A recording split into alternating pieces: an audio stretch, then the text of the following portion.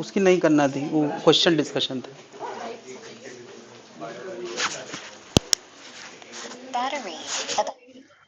तो यार मैग्नेटिज्म को हम लोग 4 सेक्शन में पढ़ने वाले हैं। पहले सेक्शन में हम लोग एक मूविंग चार्ज पे फोर्स की बात करेंगे, मूविंग चार्ज पे फोर्स या करंट कैरिंग वायर में फोर्स। तो करंट कैरिंग वायर में भी तो मूविंग चार्ज ही होता है, तो एक तरह से टॉपिक का मेन आइडिया है कि मूविंग चार्ज पे फोर्स लगेगा, ठीक है। फिर हम लोग फोर्स से टॉर्क पे आएंगे। वायर पे फोर्स लगता है, लूप पे टॉर्क लगता है। वायर सीधा साधा है तो केवल फोर्स की बातें कर सकते हैं, अगर उसका लूप बना हुआ है तो हम किसकी बातें कर सकते हैं, टॉर्क की। तो फोर्स के बाद क्या आएगा, टॉर्क, यानी एलओएम रोटेशन, है ना, थोड़ा थोड़ा टच आएगा, हल्का फुल्का, मतलब उसमें कोई टॉपिक का एप्लीकेशन नहीं है, ठीक है। इसके बाद हम लोग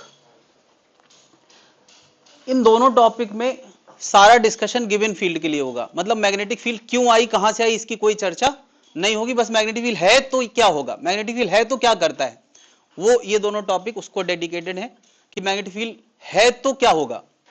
अब आती है बात कि मैग्नेटिक फील्ड आई कहां से। तो मैग्नेटिक फील्ड के सोर्स परमानेंट मैग्नेट है। परमानेंट मैग्नेट मतलब जो नेचर में मैग्नेटिज्म नेचुरल तरीके से पाया जाता है मटेरियल्स के अंदर। कई बार नेचुरली उनका मैग्नेटिज्म जागा हुआ होता है, कई बार जगाना पड़ता है। वो सारा डिस्कशन किस में होगा, परमानेंट मैग्नेटिज्म में, यानी मटेरियल के अंदर का मैग्नेटिज्म, है ना। कई जगह टॉपिक का नाम होता है मैग्नेटिज्म एंड मैटर, ऐसा करके टॉपिक नाम रहता है, ठीक है। और दूसरा सोर्स क्या है, करंट कैरिंग वायर के आसपास मैग्नेटिज्म होता है। तो वायर के तरह तरह के सिस्टम बनाओ तो मैग्नेटिज्म को अपने मन माफिक जरूरत के हिसाब से हम क्रिएट कर सकते हैं यूजिंग करंट, है ना। तो करंट की वजह से मैग्नेटिज्म यानी बायोसेवर्ट, और मटेरियल की वजह से मैग्नेटिज्म, ऐसे हम लोग 4 सेक्शन दे रहे हैं। 2 में मैग्नेटिक फील्ड करती क्या है, 2 में मैग्नेटिक फील्ड आती कैसे है। टॉपिक का स्ट्रक्चर क्लियर है यार। तो सबसे पहले हम लोग शुरुआत करने वाले हैं ये।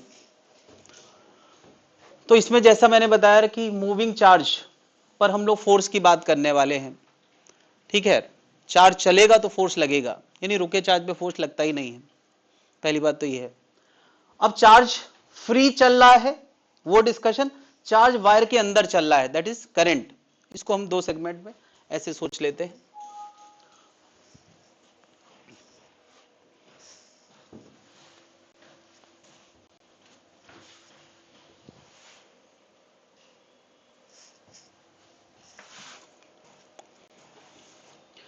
तो मैग्नेटिक फील्ड के अंदर फोर्स लगता है, इसके बारे में सबसे पहले किसने बताया,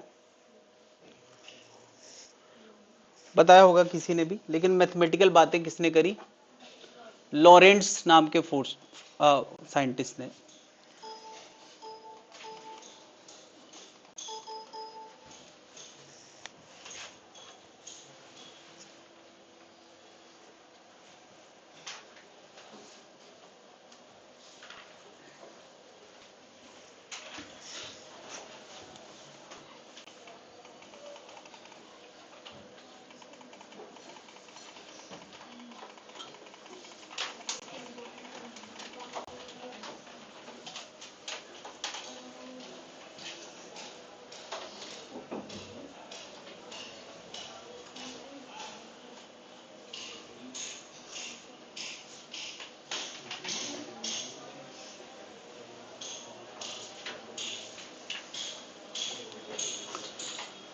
मैग्नेटिक फील्ड, इससे पहले हम लोगों ने एक फील्ड पढ़ी, इलेक्ट्रिक फील्ड। इलेक्ट्रिक फील्ड क्या करती है, अगर मैं तुमसे पूछे इलेक्ट्रिक फील्ड है कहीं पे, कैसे पता करोगे?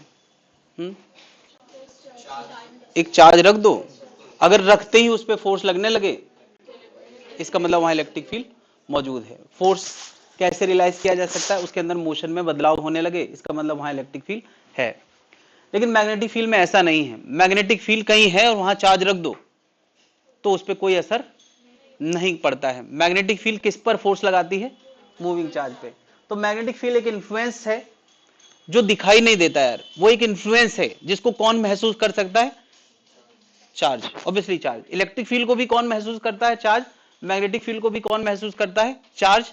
लेकिन इलेक्ट्रिक फील्ड को रुका हुआ चार्ज भी महसूस करता है, चलता हुआ चार्ज भी महसूस करता है। मैग्नेटिक फील्ड को केवल और केवल मूविंग चार्ज महसूस कर सकता है। मैग्नेटिक फील्ड को अगर एक लाइन में हम लिखना चाहें, उसकी फीलिंग लाना चाहें, तो बस ये है कि मैग्नेटिक फील्ड क्या करता है, मूविंग चार्ज पे फोर्स लगाता है। बात क्लियर है? ठीक है। अच्छा, एक और तरीका है मैग्नेटिक फील्ड पता करने का। तुमने यार कंपास नीडल देखी है कभी ना कभी एक्सपेरिमेंट? कंपास नीडल एक बार मैग्नेट होता है। अगर कहीं मैग्नेटिक फील्ड है तो वो नीडल अपने आप को मैग्नेटिक फील्ड के अलोंग अलाइन करती है। यानी हम एक और बात लिख सकते हैं, act torque on bar magnet. Bar magnet या बार मैग्नेट से बनी हुई क्या? Compass needle. कंपास नीडल का यार बहुत समय तक यूज किया गया है, जो शिप वगैरह के अंदर डायरेक्शन पता करने के लिए इसका बहुत ज्यादा यूज किया गया है। तो कंपास नीडल सबसे बढ़िया तरीका है, उसमें हमें चार्ज भी मूव कराने की जरूरत नहीं है। यानी अगर कहीं मैग्नेटिक फील्ड इस डायरेक्शन में एग्जिस्ट करती है, वहां पे हम अपनी नीडल जाके रख दे, नीडल, तो नीडल का इंडिकेटर इस डायरेक्शन में होगा तो ये नॉन इक्विलिब्रियम है, यानी इस जगह पे वो अनस्टेबल होगा। तो स्टेबल कहां होगा? हाँ, इस मैग्नेटिक फील्ड में अगर कंपास नीडल हमने रखा है तो नीडल का मैग्नेट अपने आप को किसके अलोंग अलाइन करेगा? मैग्नेटिक फील्ड के अलोंग। तो ये सबसे अच्छा तरीका है कहीं पे मैग्नेटिक फील्ड पता करने का। बचपन में तुम लोगों ने, आई मीन 9th-10th में तुम लोगों ने बोर्ड पे कंपास नीडल की मदद से मैग्नेट के चारों तरफ लाइंस ड्रॉ करी होंगी। नहीं तो कैसे करते थे? मैग्नेट रखा है, नीडल को कहीं से शुरू किया एक पॉइंट से, और उसके एरो में डॉट बनाते गए, फिर एरो के सामने डॉट बनाते गए, वो सारे डॉट पूरे करते गए, तो हमें तुम्हें मैग्नेटिक फील्ड का इन्फ्लुएंस उस बार मैग्नेट की वजह से पता चल जाता था। तो दो चीजें हैं जिससे हम मैग्नेटिक फील्ड के इन्फ्लुएंस को पता कर सकते हैं। देन मैग्नेटिक फील्ड क्या है? तो मूविंग चार्ज पे फोर्स लगाता है और मैग्नेटिक कंपास नीडल पे टॉर्क लगाता है। Done? तो अब यार इसको ऑन पेपर हम दिखाने के लिए ऐसे चीजों का सहारा लेते हैं। ऐसा मैंने दिखाया, मतलब मैं क्या बताना चाह रहा हूं? मैग्नेटिक फील्ड ऊपर की तरफ है। ऐसे दिखाया है, मतलब मैं क्या दिखाना चाह रहा हूं? मैग्नेटिक फील्ड अंदर है। और अगर मैं डॉट दिखाया है तो इसका मतलब मैग्नेटिक फील्ड बाहर है। ये दिखाने का तरीका है, ठीक है? ये मैग्नेटिक फील्ड दिखाने का तरीका है, रिप्रेजेंटेशन ऐसा बनाया गया है। तो अब यार ऊपर दिखाया है तो ऊपर, अभी राइट दिखाने लगे, राइट लेफ्ट डाउन, वो तो तुम समझ ही रहे हो यार। ये डॉट क्रॉस इंपॉर्टेंट है, क्रॉस का मतलब अंदर की तरफ, डॉट का मतलब बाहर की तरफ। कहां से मैग्नेटिक फील्ड आ सकती है? मैग्नेटिक फील्ड के सोर्स कौन है? मैंने पहले बताया, करंट कैरिंग वायर के आसपास मैग्नेटिज्म होता है, और bar magnet natural source of magnetism है ना? मन माफिक मैग्नेटिक फील्ड हमें जहां क्रिएट करना हो, जिस डायरेक्शन में क्रिएट करना हो, इसकी मदद से भी कर सकते हैं। और तीसरा मैग्नेटिज्म, अर्थ का मैग्नेटिज्म। अर्थ के अंदर कुछ ऐसी एक्टिविटीज चल रही हैं, उसके रोटेशन, उसकी स्पिनिंग की वजह से, कि उसके आसपास, बल्कि दुनिया के लगभग हर प्लेनेट के अंदर कुछ ना कुछ स्पिन मौजूद है, जिसकी वजह से उसके आसपास क्या होता है? मैग्नेटिज्म होता है ना? तो एक सोर्स मैग्नेटिक फील्ड का अर्थ भी है ना? यानी इस समय हम यहां बैठे हैं, यहां पे हल्का फुल्का मैग्नेटिक फील्ड इन्फ्लुएंस मौजूद है। अगर हम कोई बहुत सेंसिटिव इंस्ट्रूमेंट यूज करेंगे तो उस मैग्नेटिक फील्ड को मेजर किया जा सकता है। अर्थ का मैग्नेटिक फील्ड 0.5 गॉस होता है, गॉस में, ठीक है? करंट कैरिंग वायर के आसपास मैग्नेटिज्म होता है, ये मैग्नेटिक फील्ड के सोर्स है, ठीक है? देखो यार, ये एक यू मैग्नेट बना है, ऐसा यू मैग्नेट बना है। यू मैग्नेट में एक नॉर्थ पोल होगा, एक साउथ, और नॉर्थ से साउथ के बीच में मैग्नेटिक फील्ड होती है, ठीक है? और ऐसा बार मैग्नेट है अगर, तो ऐसा, इसको भी बार मैग्नेट की ही कैटेगरी में मैं रख रहा हूं, ऐसा। तो उसकी मैग्नेटिक फील्ड नॉर्थ से निकलती है और साउथ में समा जाती है। एन से निकलना, सा से समा जाना, अरे एन से निकलती हैं, साउथ में समा जाती हैं, ठीक? जो चीजें मिसिंग है वो नोट करते चले।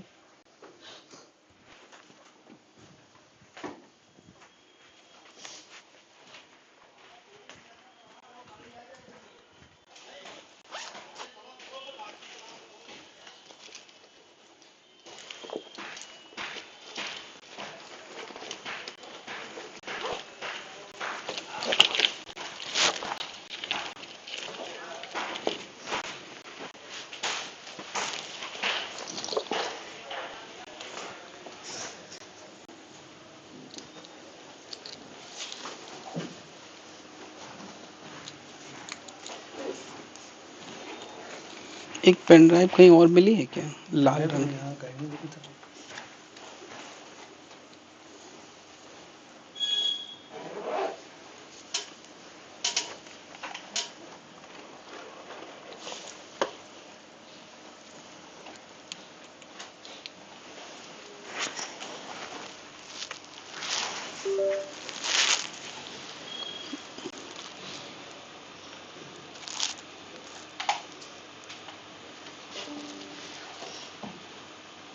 कुछ हिल गया है, रुको, ठीक है मत छुओ नहीं तो गड़बड़ हो जाएगा।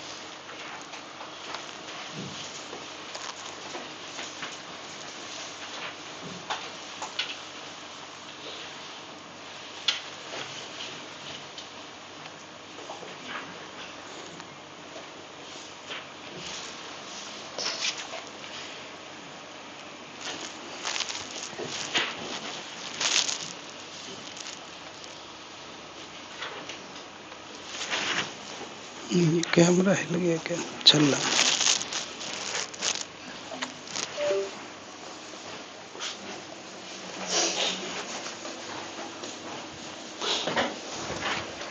हाँ भाई, कोई क्रॉस क्वेरी है, डाउट है?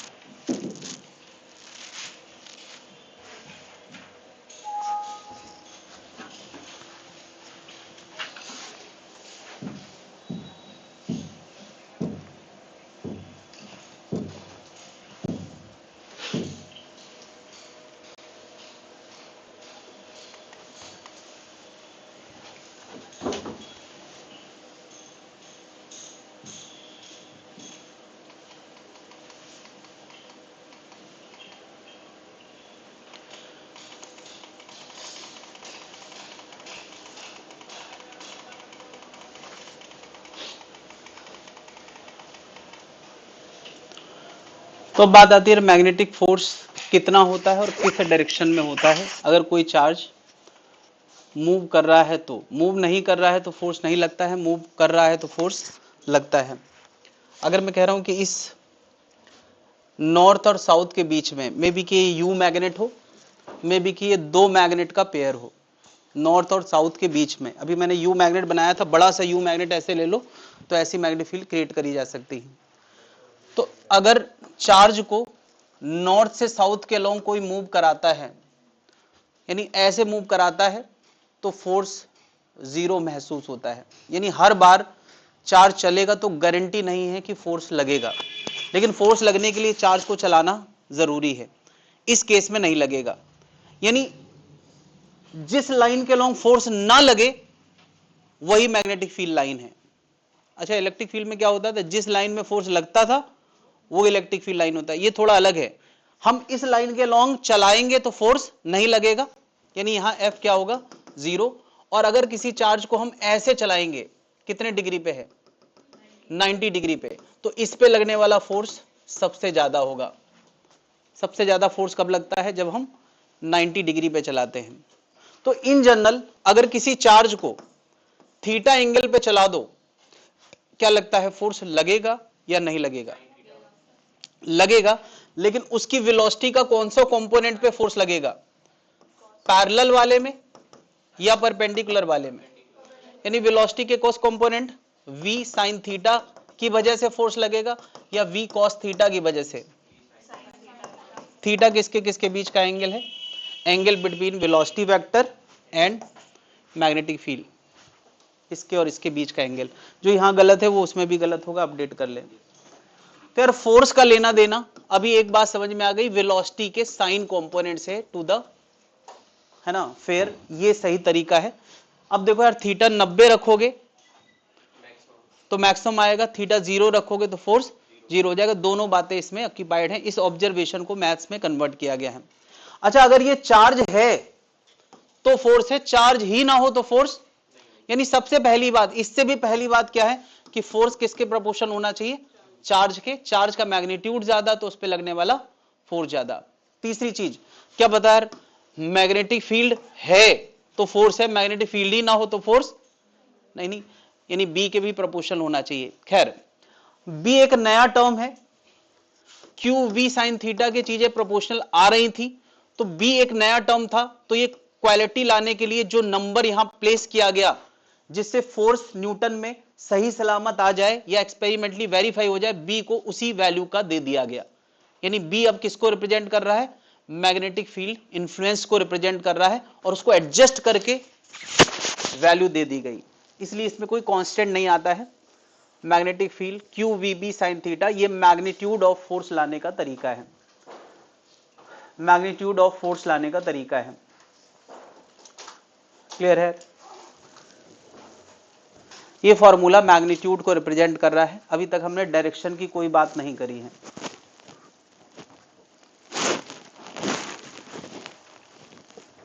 तो बात आती है मैग्नेटिक फोर्स लगेगा तो किस डायरेक्शन में लगेगा। इलेक्ट्रिक फोर्स तो बड़ा आसान था कि पॉजिटिव चार्ज है तो इलेक्ट्रिक फील्ड के लॉन्ग फोर्स लगता था, नेगेटिव है तो उसका उल्टा लगता था। लेकिन इसका मामला थोड़ा कॉम्प्लिकेटेड है। खैर इतना भी मुश्किल नहीं, बड़े आराम समझा जा सकता है। इसके लिए मैं एक कॉन्सेप्ट बताने वाला हूं, राइट हैंड पाम रूल, है ना। इसको थप्पड़ रूल समझ सकते हैं, इजी याद रखने के लिए। राइट हैंड पाम रूल, वैसे तो एक फिंगर्स वाला रूल भी है, लेकिन सबसे आसान, मैं यार पूरी फिजिक्स में एक ही हैंड से सारे रूल बताने वाला हूं। सबसे पहले हम लोगों ने राइट हैंड का इस्तेमाल किया था क्रॉस प्रोडक्ट समझने के लिए, जब वेक्टर पढ़ा था तब भी राइट हैंड का यूज किया था, अभी भी राइट हैंड का, और जब जब हम डायरेक्शन की बात करेंगे तो राइट हैंड का ही इस्तेमाल करेंगे ताकि कोई कंफ्यूजन ना आ जाए। फिंगर वाला रूल किससे है, लेफ्ट हैंड से है, तो हम वो बस याद रख सकते हैं बट उसको अप्लाई नहीं करेंगे। जरूरत पड़ने पर काम किसको लाएंगे, राइट हैंड को, है ना। लेफ्ट हैंड से कौन सा काम करते हैं, आसान काम नहीं होता, ये तो मेरे बाएं हाथ का काम है ना। तो अब यार इतने हल्के में नहीं लेना चीजों को कि ये तो मेरे बाएं हाथ का काम है और गलती हो जाए, इसलिए हम लोग दाहिने हाथ से काम करेंगे। ठीक है, रूल बड़ा सिंपल है। वेलोसिटी के अलोंग अंगूठा रखना है, अंगूठा एक होता है, ऊपर वाले ने एक दिया है, और फिंगर्स बहुत सारी हैं। अरे ऋतिक रोशन की बात नहीं कर रहा हूँ, उसने फिजिक्स पढ़ी कहाँ।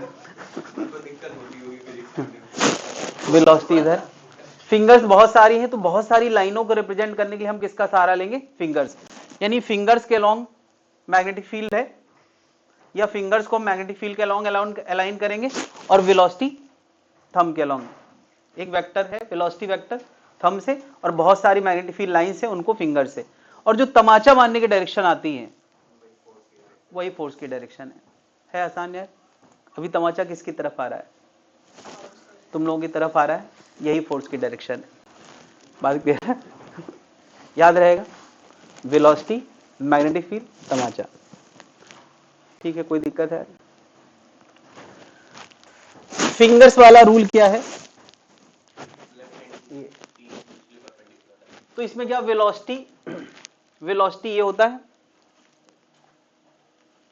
अच्छा ये राइट हैंड है, ओके, ये मैग्नेटिक फील्ड होता है, ये वेलोसिटी होता है, थंब फोर्स होता है। देखो ये भी कोई गंदा, मतलब गंदा लग रहा है, लेकिन ये भी वेलोसिटी फोर्स का रूल है। देखो जरा, ये बीच वाली उंगली ये मैग्नेटिक फील्ड के अलोंग है, कंफ्यूजन नहीं होगा यार कौन सी उंगली मैग्नेटिक फील्ड के अलोंग है, तो आज भी होता है। ठीक है, और वेलोसिटी ये बीच ये वाली उंगली, सबसे बड़ी वाली उंगली वेलोसिटी के अलोंग, बड़ा वेक्टर, और मैग्नेटिक फील्ड मिडिल वाला, और सबसे छोटी उंगली यानी अंगूठा ये फोर्स को रिप्रेजेंट करेगा। वही डायरेक्शन तो आ रही है, लेकिन ज्यादा आसान मुझे यार ये लगता है, ज्यादा उंगलियां मैग्नेटिक फील्ड, वेलोसिटी अंगूठा, और तमाचा फोर्स।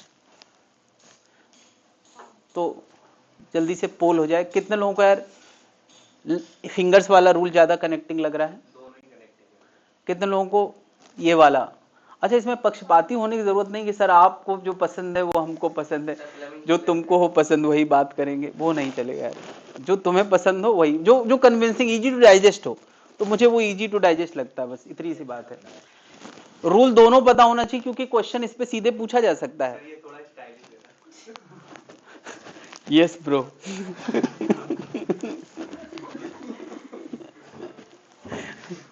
अच्छा, राइट हैंड इस्तेमाल करने के लिए अक्सर क्या होता है, हम राइट हैंड से लिख रहे होते हैं तो लेफ्ट हैंड इस्तेमाल करने लगते हैं, तो उससे रूल उल्टा आ जाएगा। ऐसा मत करना कि पता चले तुमने यार ऐसे कर दिया, वेलोसिटी फिंगर्स यहाँ खाली है इसी से लगा दिया, तो रूल उल्टा हो जाएगा। राइट हैंड इस्तेमाल करने के लिए पेन छोड़ना पड़ता है, ये भी नियम के साथ याद रखें, है ना। जो लोग राइट हैंड से लिखते हैं, टर्म्स एंड कंडीशन, भाई बाएं हाथ वाले को क्यों पेन छोड़ना है। तो सब लोग, कोई एनीवन जो बाएं हाथ से लिखता हो यहाँ पे, उसके लिए इजी है, कोई दिक्कत नहीं है। तो फोर्स का डायरेक्शन क्लियर हो गया भाई कि कोई दिक्कत है। चलो मैं एक क्वेश्चन पूछता हूँ, east west north south, camera north पे है, साउथ पे। अर्थ की मैग्नेटिक फील्ड नॉर्थ से साउथ की तरफ होती है। एक चार्ज को मैं ऐसे गिरा रहा हूँ, ऊपर से गिरा रहा हूँ, नीचे वेलोसिटी गेन करेगा, फोर्स कहाँ लगेगा। East west north south up down ऐसे बताना है। या नॉर्थ पे कैमरा है, नॉर्थ से साउथ की तरफ मैग्नेटिक फील्ड है, तो फोर्स कहाँ लगेगा। वेलोसिटी कहाँ है, नीचे वेलोसिटी। मैग्नेटिक फील्ड कहाँ है, अपने आप को भी घुमा लें, हाथ को ज्यादा ना हुए, ठीक है। तमाचा कहाँ आ रहा है, इधर आ रहा है, वेस्ट की तरफ आ रहा है। बात क्लियर है भाई लोग, समझ गए कि कैसे डायरेक्शन निकालना है। तो यार यहां पर फोर्स एक वेक्टर क्वांटिटी है जिसकी डायरेक्शन होती है, और डायरेक्शन के लिए हमने दो रूल पढ़े हैं फिजिक्स में। यार जब जब कभी ऐसा होता है, A B sine theta, A B sine theta और सामने वेक्टर क्वांटिटी हो, ए बी साइन थीटा, क्या ए क्रॉस बी का मैग्नीट्यूड होता था, और ए क्रॉस बी का जो रिजल्ट होता है उसको सी नाम दे दें। क्या सी भी वेक्टर क्वांटिटी होती है, तो सी यहां पर है एफ, और एक वेक्टर क्वांटिटी है वेलोसिटी, दूसरी वेक्टर क्वांटिटी है मैग्नेटिक फील्ड। क्या दो वेक्टर क्वांटिटी और उनके बीच का थीटा साइन में एंटर्ड हो तो उसको हम क्रॉस से डिफाइन कर सकते हैं कि नहीं। क्या बताओ, Q into V cross B का मैग्नीट्यूड, यार वी क्रॉस बी का मैग्नीट्यूड क्या होता है, वी बी साइन थीटा। तो क्या मैग्नीट्यूड वाइज में कोई गलती नहीं कर रहा हूं, क्योंकि वी क्रॉस बी का मैग्नीट्यूड सबको पता है वी बी साइन थीटा होता है। वो क्या देगा, एफ वेक्टर देगा। क्या देगा, एफ वेक्टर देगा। क्या डायरेक्शन वाइज कोई गलती तो नहीं हो रही, क्योंकि v क्रॉस b की डायरेक्शन f तय करेगा, यानी क्रॉस प्रोडक्ट की डायरेक्शन f की डायरेक्शन तय करेगा। जरा देखो, अभी हमने रूल पढ़ा था, वेलोसिटी से हवा करते हुए मैग्नेटिक फील्ड की तरफ, ये क्रॉस का रूल है, वेक्टर में हमने पढ़ा था। पहले वेक्टर से हवा करते हुए दूसरी की तरफ चलो तो थंब रिजल्ट की डायरेक्शन देता है, क्रॉस की डायरेक्शन देता है। तो क्या वेलोसिटी से मैग्नेटिक फील्ड की तरफ चलो तो फोर्स की डायरेक्शन आ रही है, इसका मतलब इसको v क्रॉस b लिखना जस्टिफाइड है, b क्रॉस v लिखना जस्टिफाइड, ये भी समझा यार। इसमें क्रम बड़ा मैटर करता है, कहां से कहां हवा करोगे तो अंगूठा सही डायरेक्शन देगा, इसका क्रम बदला नहीं जा सकता, बदलोगे तो गलत हो जाएगा। ओके, जो अभी हमने फोर्स की डायरेक्शंस दो बताई हैं, वो किसके लिए बताई, पॉजिटिव चार्ज के लिए। निगेटिव होगा तो कोई बंदे उल्टा तमाचा, सीधा तमाचा पॉजिटिव लोगों के लिए होता है, उल्टा तमाचा तेज लगता है वो किसके लिए होता है, निगेटिव लोगों के लिए। नहीं, मैंने कुछ ही यूज नहीं किया है, मैंने सर का उस दिन वो छड़ी देखा था तो मुझे लगा था कि कुछ मुझे भी ट्राई करना चाहिए। हाँ, केमिस्ट्री में उसका नाम रखा है सर ने कुछ, समझावन दास।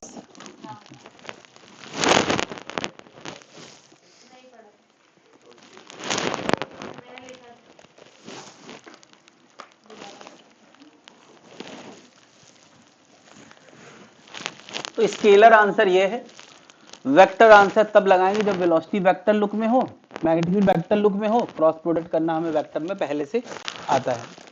तो इस पे हम लोग यार प्रैक्टिस की, आप लोग प्रैक्टिस की उम्मीद ना करें ज्यादा, ठीक है। ओके, तो यार मैग्नेटिक फोर्स ये नई बात है, इलेक्ट्रोस्टैटिक फोर्स हम शुरू से जानते हैं। अगर कहीं पर दोनों तरह की फील्ड्स हैं, इलेक्ट्रिक फील्ड है और मैग्नेटिक फील्ड है, तो क्या इलेक्ट्रिक फोर्स लगेगा वहां कि नहीं लगेगा। अरे किसी क्यू चार्ज को दोनों तरह की फील्ड में रख दिया जाए, ये इलेक्ट्रिक फील्ड है रेड कलर से और ये मैग्नेटिक फील्ड है, ये चार्ज v की वेलोसिटी से चल रहा है, तो बता यार इसमें क्या इलेक्ट्रोस्टैटिक भी अपना असर देगा और मैग्नेटिक भी अपना असर देगा।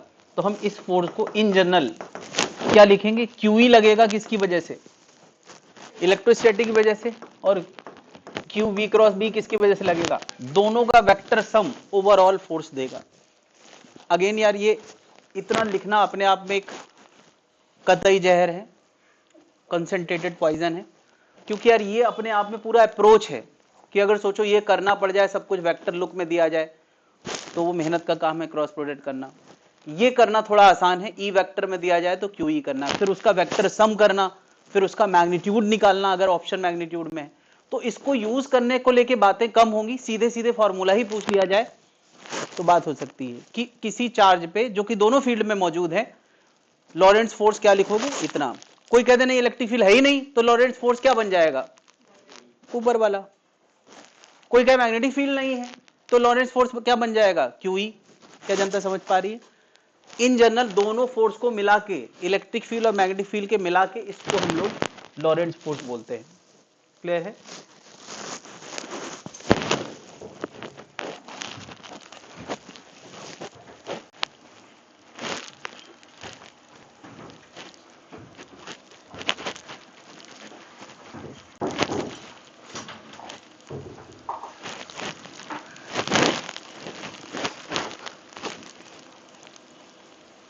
देन कोई दिक्कत है। खैर क्रॉस प्रोडक्ट करना बहुत बाद की बात है, सिंपल क्वेश्चंस ज्यादा फैशन में चल रहे हैं, तो मैं एक सिंपल क्वेश्चन से शुरुआत कर रहा हूं।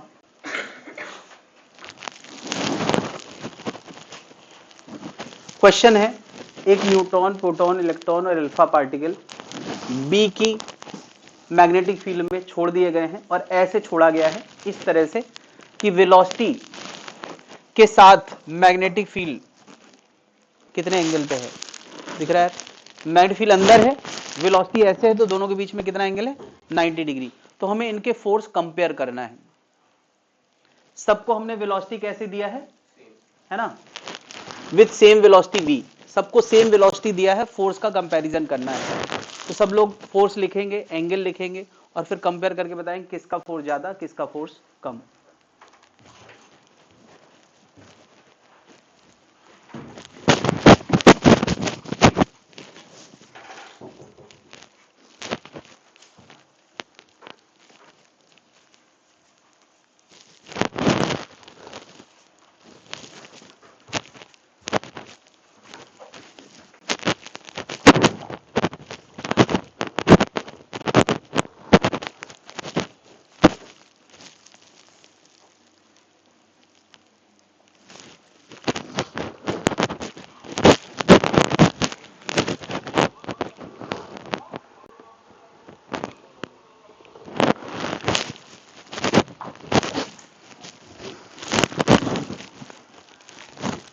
अरे मैग्नीट्यूड भर निकालना है भाई, क्या तुम यार वेक्टर वेक्टर क्यों कर रहे हो, मैग्नीट्यूड कंपैरिजन करना है।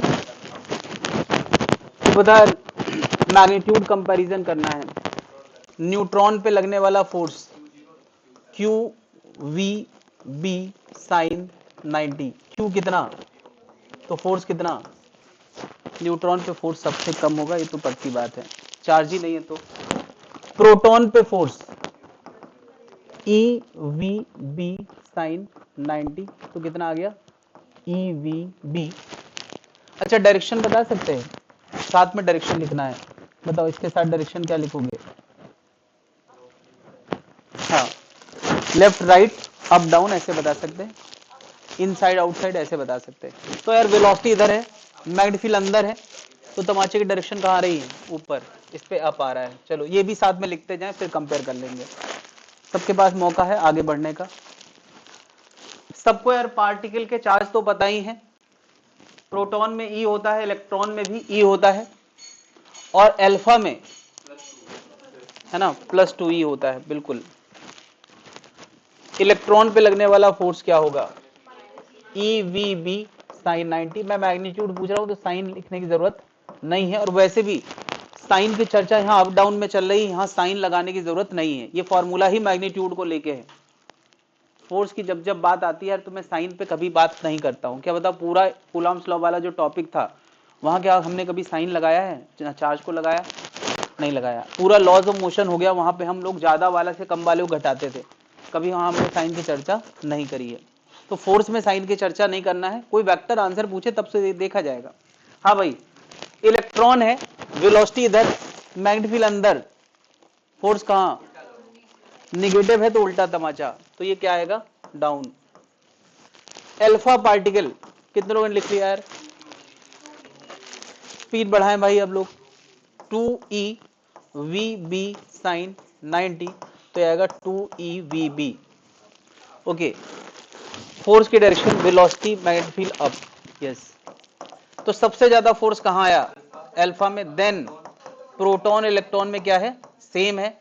और सबसे कम कहां आया? न्यूट्रॉन में। कितने लोगों ने लिख लिया यार? कोई दिक्कत? तो अभी यार मैंने क्वेश्चन पूछा था कि स्पीड सेम है तो आंसर कंपेयर करना है। आगे कोई क्वेश्चन नहीं है? चलो ठीक है। क्वेश्चन ऐसे भी पूछे जा सकते थे कि काइनेटिक एनर्जी सेम है, मोमेंटम सेम है, तो हम पता है क्या करते? स्पीड की जगह वो पैरामीटर अपियर कराते जो चीज सेम है और जो चीज डिफरेंट है, जिसके बारे में कोई चर्चा नहीं, वो चीज हम सामने नहीं रखते। ऐसे भी क्वेश्चन आएंगे अभी थोड़ा देर बाद। इतनी बात में किसी को कोई आपत्ति नहीं होना चाहिए। कोई दिक्कत है भाई लोग? डन।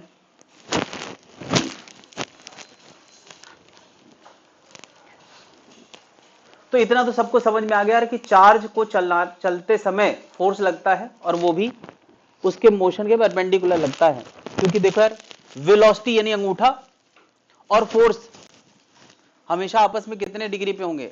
90 डिग्री पे। अच्छा, एक बात मैं याद दिलाना चाह रहा हूं, क्या जब तुमने क्रॉस प्रोडक्ट पढ़ा था, जब भी क्रॉस प्रोडक्ट पढ़ा था तो याद है कि जो आंसर आता है वो ए के भी परपेंडिकुलर होता है और बी के भी। तो क्या force perpendicular to V vector भी होगा और फोर्स नहीं? क्या ये बात मुझे कहने की जरूरत नहीं, तुम्हें वैसे ही पता है। क्या अंगूठे का डायरेक्शन और फिंगर्स का डायरेक्शन सब हाथ के प्लेन में है और तमाचे का डायरेक्शन हाथ के प्लेन के परपेंडिकुलर है? तो ये ऐसे भी हम समझ सकते हैं। कल को कोई कहते बताओ एफ डॉट बी क्या आएगा? 0। एफ डॉट कैपिटल बी क्या आएगा? इस तरह की बातें कर सकता है। ये बात हम वेक्टर में पहले से जानते हैं कि अंडरस्टूड होना चाहिए, लेकिन फिर भी याद आ गया है तो मैं लिख देता हूं। कुछ लोग बिना नोट्स के एक स्टेप आगे नहीं बढ़ते हैं,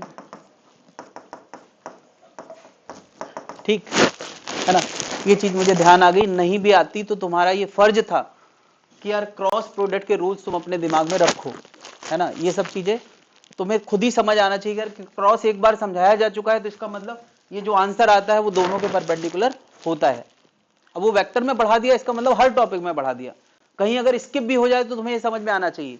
अभी क्या है, पी क्रॉस ई आया था एक जगह पे डाइपोल वाले में, टॉर्क में, शायद वहां मैंने ये नहीं बताया था कि टॉर्क पी के भी परपेंडिकुलर, टॉर्क ई के भी परपेंडिकुलर। तो तुम्हें यार ये पैटर्न समझना चाहिए। हर जगह सारी बातें करेंगे तो यार एकदम फैल जाएगी फिजिक्स। ओके, अगली बात, एक क्यू चार्ज जब भी चलता है तो उस पर क्या लगता है? फोर्स लगता है। फोर्स लगता है तो वो उसको टर्न कराने का प्रयास करेगा। जैसी फोर्स लगेगा तो क्या वो सीधा चल सकता है क्या? यानी अगर तुम जबरदस्ती किसी चार्ज को सीधा चलाना चाहते हो तो उस लगने वाले मैग्नेटिक फोर्स के अपोज में कोई फोर्स होना चाहिए, तभी उसको तुम सीधा चला सकते हो। नहीं तो पहले क्वेश्चन पूछा है, इस चार्ज को सीधा चलाने के लिए, है ना, एजेंट को कितना फोर्स लगाना पड़ेगा?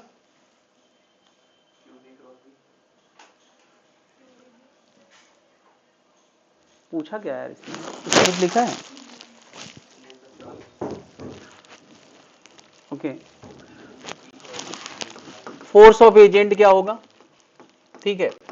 दूसरा क्वेश्चन है, इस चार्ज को near the earth surface horizontally चलाया गया है ना? तो बताओ मैग्नेटिक फील्ड कितनी होगी? कोई एक अननोन दिया गया है और फिर ग्रेविटी फ्री हॉल है, नहीं नियर द अर्थ सरफेस है, नियर द अर्थ सरफेस पूछा है। धागे का टेंशन कितना होगा? चलो मैं इसको ग्रेविटी फ्री कर देता हूं। ग्रेविटी फ्री हॉल है, ग्रेविटी फ्री हॉल है तो टेंशन कितना होगा? 3 क्वेश्चन है सीधी लाइन में चलाने के लिए।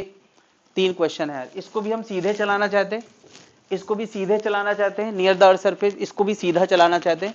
तो तीनों केस में कुछ एक आध अननोन पूछा है, तुम्हें बताना है। चलो पहले वाले मुझे बताएं, वेलोसिटी ऐसे है, वेलोसिटी ऐसे है तो फोर्स लगेगा। अच्छा एंगल पे भी बात हो सकती है, जैसे मैं कहूँ ये वेलोसिटी जो है 30 डिग्री पे है तो फोर्स किस डायरेक्शन में लगेगा, मैग्नेटिक फोर्स किस डायरेक्शन में लगेगा, इधर लगेगा। तो एजेंट को कहां लगाना पड़ेगा, एजेंट को उसके ठीक अपोजिट लगाना पड़ेगा। एजेंट अगर ये फोर्स नहीं लगाएगा तो क्या ये सीधी लाइन में, अरे फोर्स उसको टर्न करके उधर चला देगा। तो अगर ये चार्ज सीधी लाइन में चलते रहना चाहता है, सीधी लाइन में चलते रहना चाहता है तो क्या यहां पर 2 फोर्स लग रहे होंगे, एक एजेंट का और एक इसका मैग्नेटिक फोर्स। ठीक है, तो मेरा क्वेश्चन हर जगह एक ही चीज करना है कि दोनों को क्या कर देना है, इक्वल कर देना है। तो यार एजेंट का फोर्स किसके बराबर कर देना है, मैग्नेटिक फोर्स के। और मैग्नेटिक फोर्स का फॉर्मूला हमने क्या पढ़ा है, QVB sin 90। कोई दिक्कत है, Q is a mentioned thing, magnetic field mentioned होगा, वेलोसिटी मेंशन्ड होगा, तो QVB इसका आंसर हो जाएगा, QVB। थोड़ा और आगे बढ़े, थोड़ा सा दिमाग अपना लगाएं कि क्वेश्चन कैसे बनाया गया है। Magnetic field is a mentioned thing, क्या पूछा है इसमें, कुछ नहीं पता, चलो मैग्नेटिक फील्ड बी बता दो, यही पूछा है। ये v वेलोसिटी से चल रहा है, ये v वेलोसिटी चल रहा है, v मेंशन्ड है। बता इसमें एजेंट मैग्नेटिक फोर्स कहां लगेगा, मैग्नेटिक फोर्स कहां लगेगा, ऊपर लगेगा, ये मैग्नेटिक। तो इसको काउंटर करने वाला कौन है, mg है। अगर ये सीधी लाइन में चलते रहना चाहता है, सीधी लाइन में चलते रहना चाहता है तो क्या जरूरी है, क्या F मैग्नेटिक किसके बराबर होना चाहिए, mg के बराबर होना चाहिए।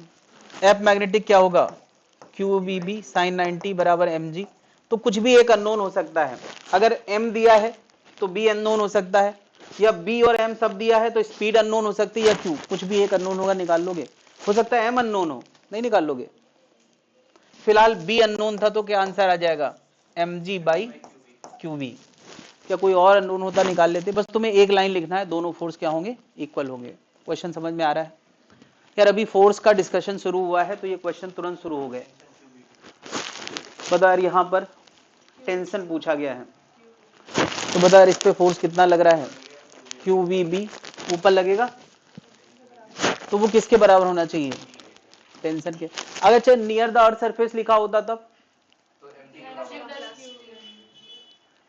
T का आंसर होता T plus mg equal to QVB, तो T का आंसर होता, चलो यार नियर अर्थ सरफेस अगर होता तो T प्लस mg किसके बराबर होता, QVB के, तो T का आंसर कुछ अलग आ जाता। ये सब थॉट अब आ जाना चाहिए, हमने पुरानी चीजों में नई चीज थोड़ा सा मिला के क्वेश्चन पूछा है।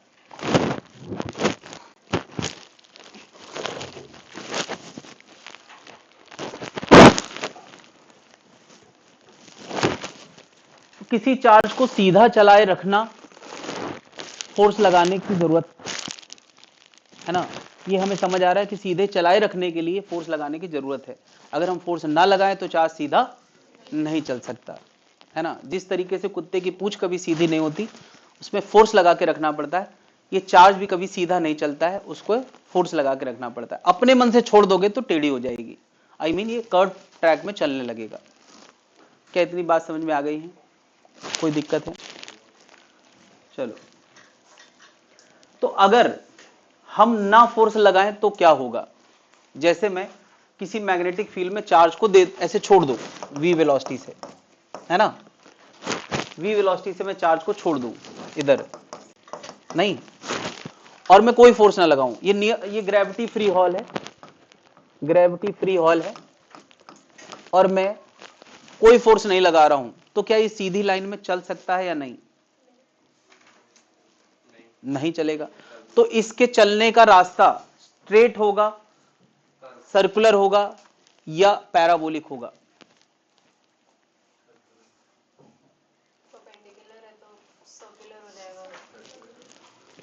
ओके अच्छा बताओ, एक बॉल को जब हम जी के इफेक्ट में ऐसी वेलोसिटी देते थे तो उसका मोशन कैसा होता था? इसमें और उस डिस्कशन में कुछ अंतर है? अरे देखो, वेलोसिटी इधर है और मैग्नेटिक फोर्स इधर है। अच्छा देखो, यहां mg नीचे है, g इधर है, यहां वेलोसिटी इधर है, mg ऊपर है, तो क्या इस डायरेक्शन में पैराबोलिक नहीं होना चाहिए? हाँ, ग्रेविटी फ्री हॉल है तो mg क्यों होगा? स्पेस में है।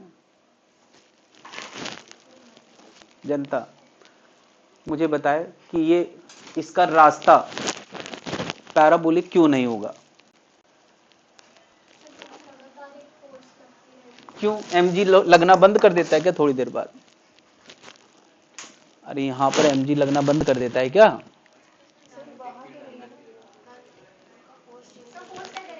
फोर्स का डायरेक्शन चेंज होता रहता है। मैग्नेटिक इलेक्ट्रिक जो ग्रेविटी का फोर्स है वो हमेशा नीचे ही लगेगा और डायरेक्शन नहीं बदलेगा, लेकिन जैसे ही ये थोड़ा सा टर्न करेगा तो फोर्स भी अपने आप को अपडेट कर लेगा, फिर टर्न करेगा तो फोर्स अपने आप को फिर से अपडेट कर देगा। यार फोर्स में एक फीचर है कि वो हमेशा वेलोसिटी के परपेंडिकुलर लगता है। यहां पर एक इंस्टेंट के लिए परपेंडिकुलर है, अगले इंस्टेंट पे कहानी बदल जाएगी, यानी ये पैराबोलिक होगा और ये कैसा होने वाला है? सर्कुलर होने वाला है। खैर सर्कुलर तो सबको दिख ही गया था, मुझे मेन जवाब पूछना था, सबको दिख ही गया था। अच्छा सर्कुलर बना है तो सर्कुलर ही होगा, तो कौन सा मजाक चल रहा है? ठीक, लेकिन एक्सप्लेनेशन क्या है कि ये फोर्स अपडेट, क्या बताओ सर्कुलर मोशन, स्पेशली मैं यूनिफॉर्म सर्कुलर मोशन की बात कर रहा हूं, यूनिफॉर्म सर्कुलर मोशन कराने के लिए सेंटर की तरफ हमेशा एक फोर्स की जरूरत पड़ती है कि नहीं? अब वो फोर्स देने वाला चाहे टेंशन हो, चाहे नॉर्मल एक्शन, चाहे फ्रिक्शन हो, चाहे स्टैटिक फ्रिक्शन हो, चाहे मैग्नेटिक फोर्स, चाहे इलेक्ट्रोस्टैटिक, चाहे ग्रेविटेशन, इतने तरह के सिचुएशंस मैंने डिस्कस करी थी, बहुत समय पहले की बात है जब सर्कुलर मोशन हुआ था, याद आ रहा है भाई? तो अभी हम लोग मैग्नेटिक डिस्कशन वहां छोड़ दिया था, मैग्नेटिक डिस्कशन में आ गए। तो यार इसको सेंटीपिटल फोर्स की रिक्वायरमेंट होती है, सेंटर की तरफ एक फोर्स की जरूरत होती है जिसको प्रोवाइड करने वाला कोई ना कोई चाहिए। यहां वो प्रोवाइड करने वाला कौन है? Centripetal force itself is not a force, it is the requirement of force. तो इसका मतलब कि इसको सेंटर की तरफ एक फोर्स चाहिए और वो फोर्स प्रोवाइडर कौन है? Magnetic force. धागे सर्कुलर मोशन कराते तो टेंशन देता था, फ्रिक्शन करता था, तो यहां प्रोवाइडर कौन है? Magnetic force. क्या बता यार, इसके आगे की कहानी जो कुछ होने वाली है वो तुम पहले से जानते हो।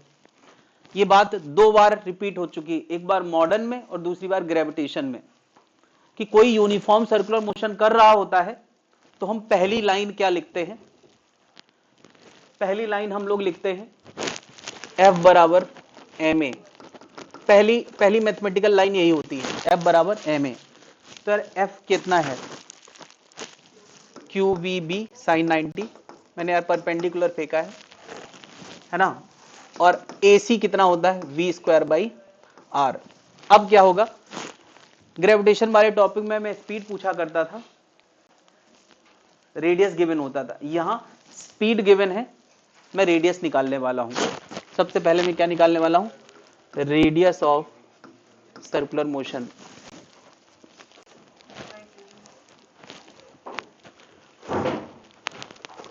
मैं सारे प्रयास कर रहा हूं। आर का आंसर आएगा mv बाई क्यूबी। यार ग्रेविटेशन वाले टॉपिक में रेडियस, गिवन रेडियस के लिए v पूछा जाता था, यहां गिवन v के लिए r पूछा जाता है, ये फैशन चल रहा है। तो इतनी रेडियस का ये सर्कुलर मोशन करेगा, फोर्स हमेशा सेंटर की तरफ डायरेक्टेड है और इसका रेडियस ऑफ सर्कुलर मोशन कितना है? mv by QB. कोई दिक्कत है भाई लोग? गिवन v के लिए हम ये आंसर निकाल लें, ऑब्वियसली अगर r गिवन हो तो हम v निकाल सकते हैं, है ना? लेकिन आमतौर पे v से स्टार्ट होता है और r पूछा जाता है। कोई दिक्कत है भाई? तो यार हम लोगों ने ओके ये इसको चलता हुआ देख सकते हैं, मुझे ध्यान नहीं था कि ये चल भी रहा है। देख रहे हैं इस तरह का मोशन होगा, फोर्स हमेशा कहाँ की तरफ है? सेंटर की तरफ है। हर प्रयास किया है ताकि तुम लोगों को नींद ना आए, फिर भी पता नहीं कैसे आ जाती है।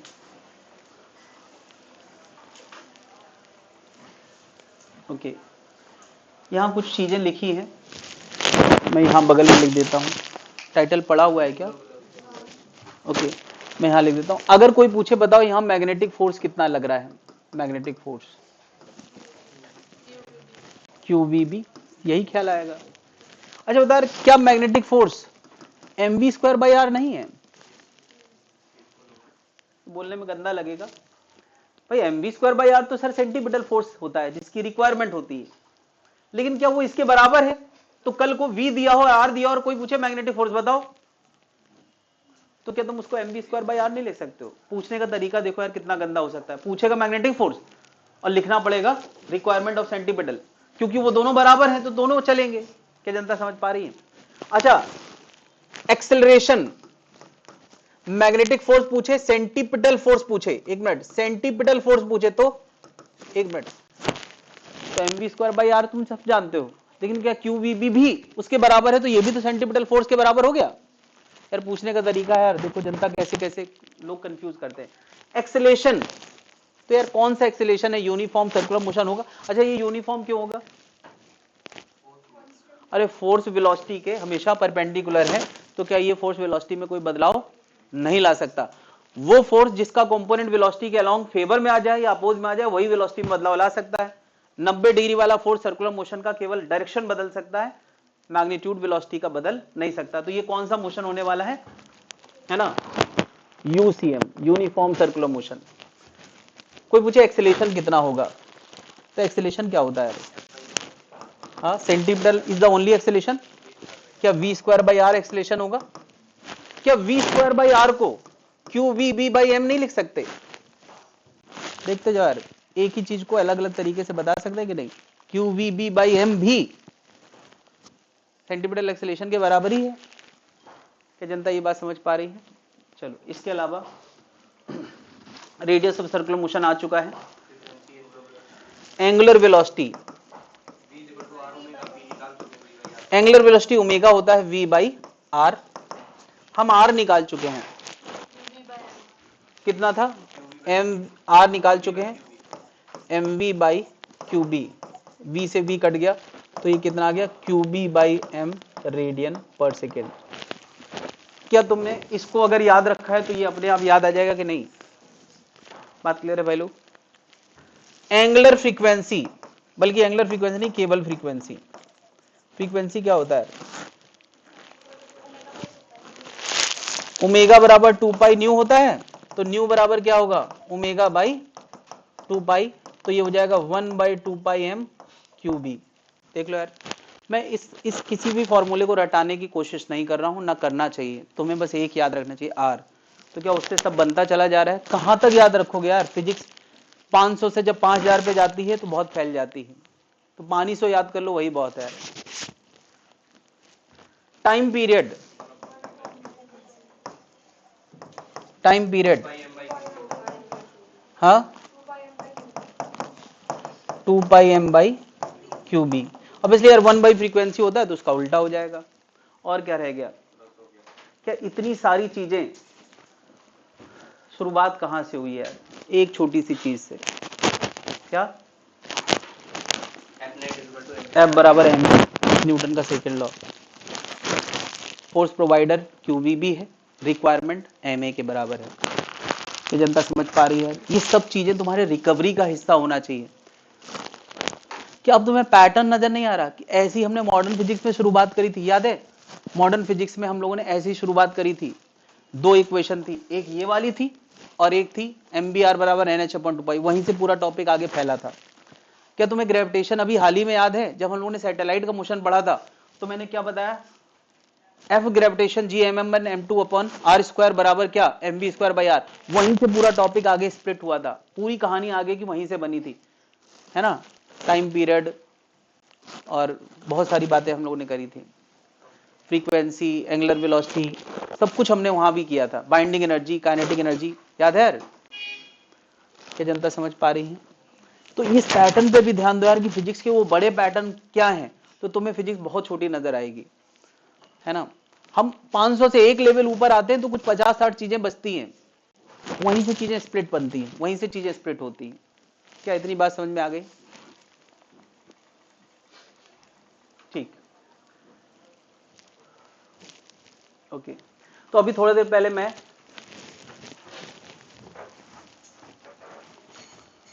फोर्स के कंपैरिजन कर रहा था। अभी यहाँ इतने सारे पैरामीटर आ गए, इनमें से कुछ भी कंपेयर कर सकते हैं क्या? रेडियस का कंपैरिजन, ओमेगा का कंपैरिजन, टाइम पीरियड का कंपैरिजन, तो क्या ऐसे तो यार बहुत सारे क्वेश्चन बन जाएंगे। नहीं कर सकता मैं कि डिफरेंट इलेक्ट्रॉन, प्रोटॉन, न्यूट्रॉन और अल्फा पार्टिकल के लिए रेडियस कंपैरिजन करो, है ना, टाइम पीरियड कंपैरिजन करो, फ्रीक्वेंसी कंपैरिजन, क्या सब पे क्वेश्चन करेंगे यहाँ बैठ के? तुम्हें क्या लगता है करना चाहिए? हाँ, किसी को लगता है नहीं मैं नहीं करूंगा? तुम्हें बस एक समझना है कि कैसे इस तरह के क्वेश्चन हैंडल करना है। तो मैं उसका एग्जांपल लेता हूं जो फेमस है, रेडियस के कंपैरिजन हम लोग करने वाले हैं। रेडियस का फॉर्मूला क्या है? mv by QB. इसको कुछ और लुक में मैं लिखने वाला हूं। अच्छा, mv क्या होता है? mv मोमेंटम होता है, तो क्या इसको मैं p बाई क्यूबी लिख सकता हूं? चलेगा? तुमने यार एक formula p equal to under root 2m के पढ़ा है? नहीं पढ़ा? अरे k बराबर पी स्क्वायर बाई 2m। जब काइनेटिक एनर्जी पे कमेंट हो कि वो फिक्स है तो कंपैरिजन उससे फायदा रहेगा, जब मोमेंटम पे कंपैरिजन हो कि मोमेंटम फिक्स्ड है तो कंपैरिजन उससे आसान होगा। तो काइनेटिक एनर्जी में ये फॉर्मूला क्या बन जाएगा? अंडर रूट 2 के एम के अपॉन क्यू। किसी को याद नहीं तो मैं बता दूं, kinetic energy half M V square होता है, एम से ऊपर एम से नीचे मल्टीप्लाई करो तो ऊपर बन गया एम स्क्वायर बी स्क्वायर, जिसको पी स्क्वायर बोलते हैं, है ना? तो इधर से आ जाता है। तो हम रेडियस के कुछ और लुक मैंने लिख दिए हैं, कब कहां कौन सा यूज करना है ये तुम्हें डिसाइड करना है। और मैं कुछ क्वेश्चंस दे रहा हूं कंपैरिजन के। किसका कंपैरिजन? रेडियस का। रेडियस का कंपैरिजन मतलब इतने सारे पैरामीटर पे भी वैसे ही क्वेश्चन एग्जिस्ट कर सकते हैं, सब कुछ नहीं करेंगे यार। क्या जनता समझ पा रही है? ओके, केस 1, केस 2, केस 3, तीन केस में मैंने क्वेश्चन। तुम्हें याद है यार, एक्सीलरेटिंग वोल्टेज, अगर दो पॉइंट के बीच में v का वोल्टेज है तो किसी चार्ज को कितनी काइनेटिक एनर्जी का गेन होता है? हाँ, qv का।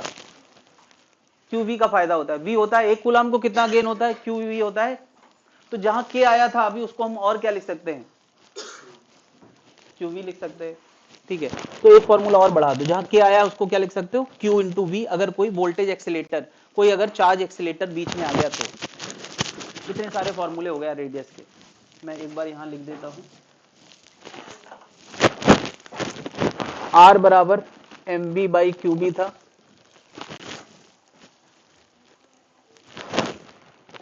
दूसरा क्या था? R बराबर P बाई क्यू बी था, तीसरा क्या था? 2mk बाई क्यू बी था, चौथा क्या था? Q B upon Q B था। इसको मैं थोड़ा और मॉडिफाई कर रहा हूं इस वाले को। क्या रूट क्यू नीचे आएगा तो नीचे रूट क्यू बी हो जाएगा, रूट क्यू इंटू बी हो जाएगा, ऐसे भी लिख सकते हैं। ओके,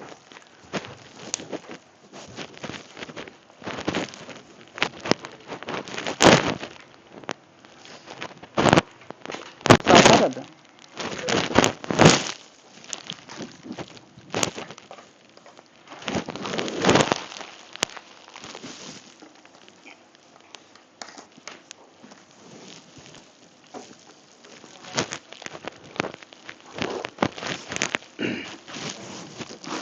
शुरू हो जाए।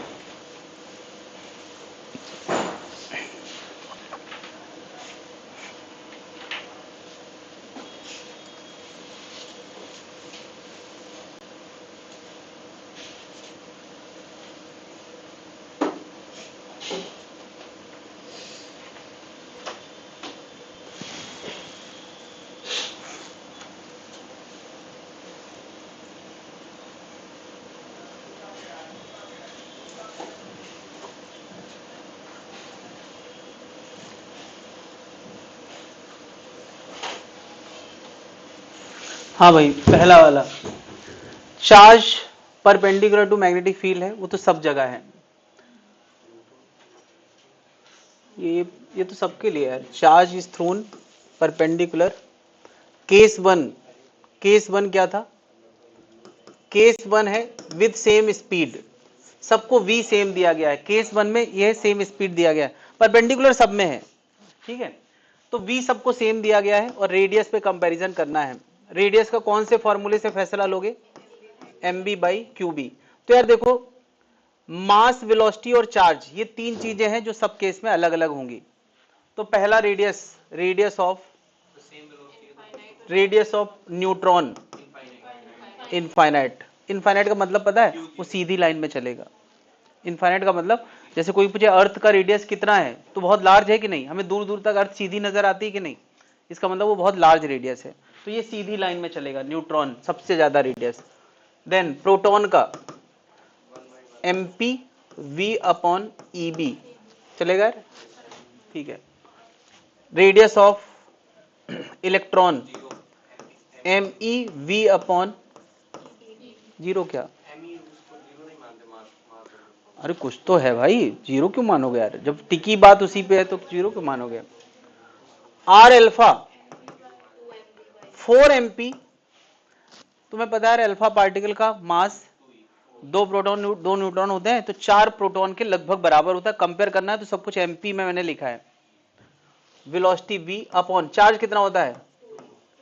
तो ये बन गया कितना? 2mp/v/eb। अब कंपेयर बड़ा आसान है, बताओ सबसे बड़ा आर किसका है? अल्फा का। देखो यार 2mp है, ओके, सबसे बड़ा न्यूट्रॉन का है, सॉरी, ठीक है, न्यूट्रॉन सबसे बड़ा, देन अल्फा है, इसके बाद प्रोटॉन का है। प्रोटॉन का कैसे पता है? इन दोनों का एक जैसा लग रहा है, बट एमपी और एमई में एमपी कम से कम 1000 गुना बड़ा होता है, ठीक है। देन सबसे छोटा किसका है? इलेक्ट्रॉन का। कितने लोगों ने लिख लिया यार? डन, कोई दिक्कत है? अब इन्होंने कहा है के सेम है, ओके।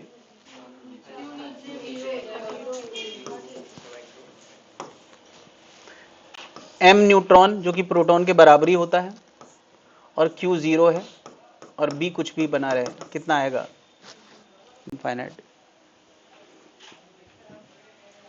दूसरा लॉजिक है, ये तो मैथ से आ गया, मैथ भी वही बताती है जो लॉजिक से ही तो मैथ बनती है।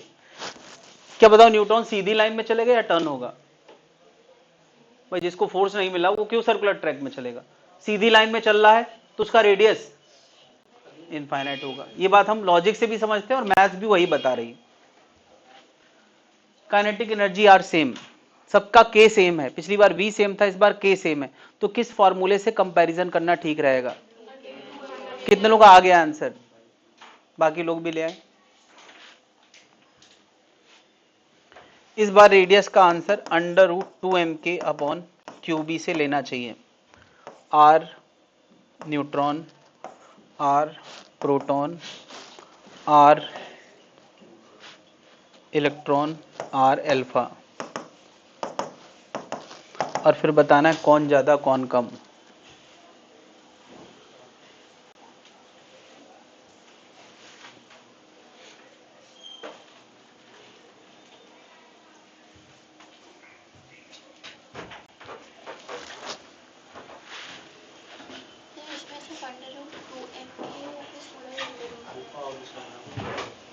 हाँ, पूरा नहीं है, केवल √2mk है।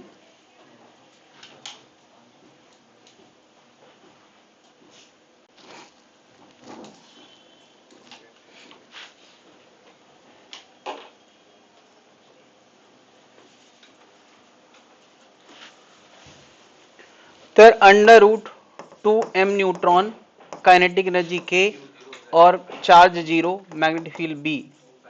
तो ये आंसर इनफाइनाइट आ जाएगा।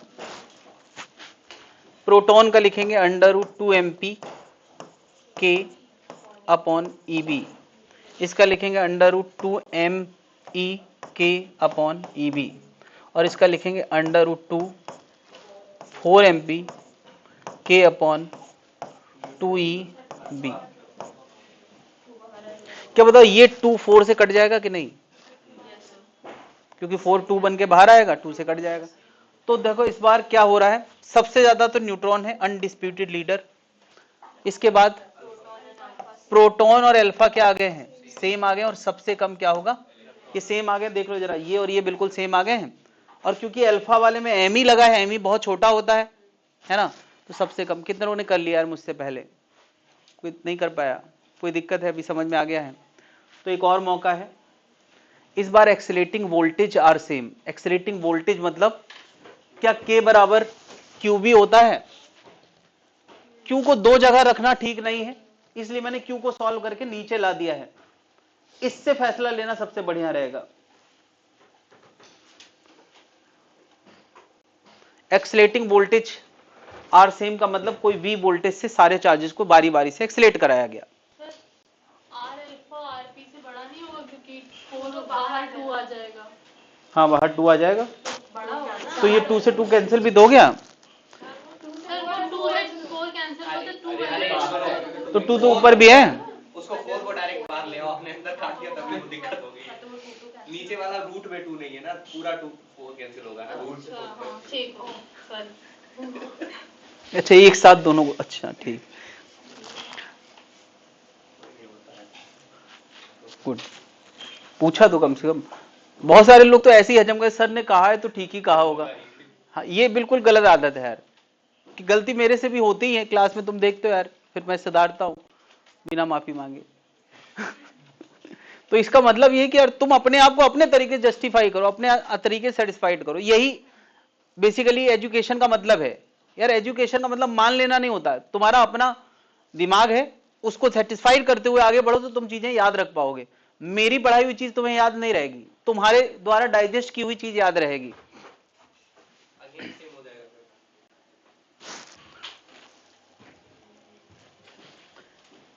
पहले तो फॉर्मूले को मॉडिफाई करें।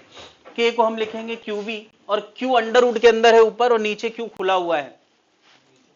तो अंडर रूट Q से ऊपर नीचे मल्टीप्लाई करोगे तो Q कैंसिल हो जाएगा, एक अंडर रूट Q बच जाएगा। इस फॉर्मूले से फैसला लेना ज्यादा बढ़िया रहेगा।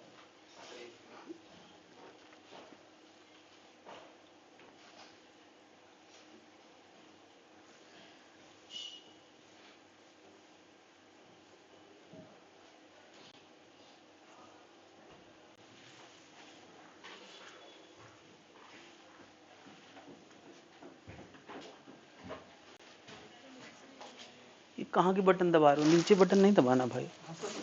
अच्छा वो फोकस फोकस, नियर फार वाला ही देख रहे थे। पहले मैनुअल दबाना है। पहले मैनुअली दबाया था, फिर नियर फार का देख रहे थे। ये तो ब्लर ही आ रहा है अभी। हाँ सर, पहले मैनुअली दबाया था, फिर नियर फार का देख रहे थे। थोड़ा ब्लर है ना इसी वजह से। इधर का तो पूरा क्लियर आता है सर, उधर का ही ब्लर आता है वाइट वाला।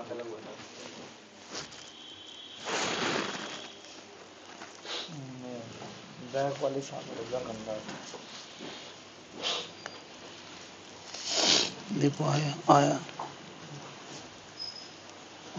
बोर्ड नहीं सर क्लियर आ रहा है ना, ये तो ऊपर ही राइट सर क्लियर आ रहा है।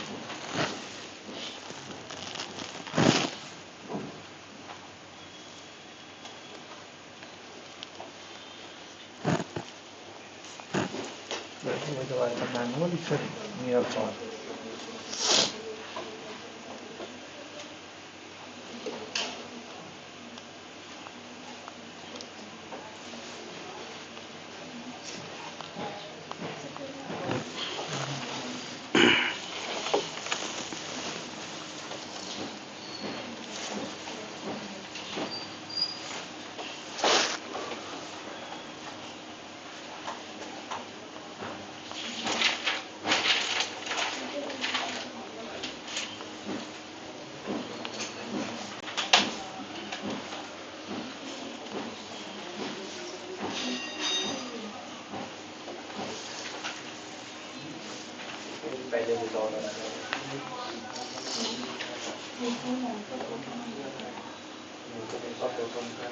पहले देखा होगा फर्स्ट बार में।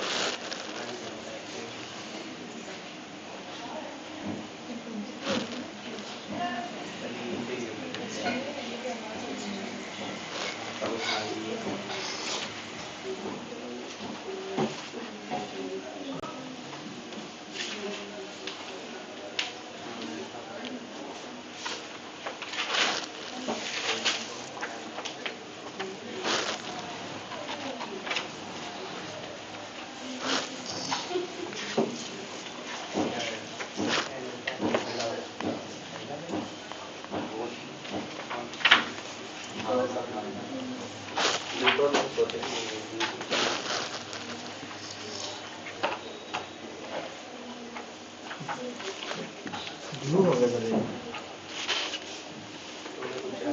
इसका कलर थोड़ा खराब हो गया, तरफ खराब हो गया। 3-4 बार बार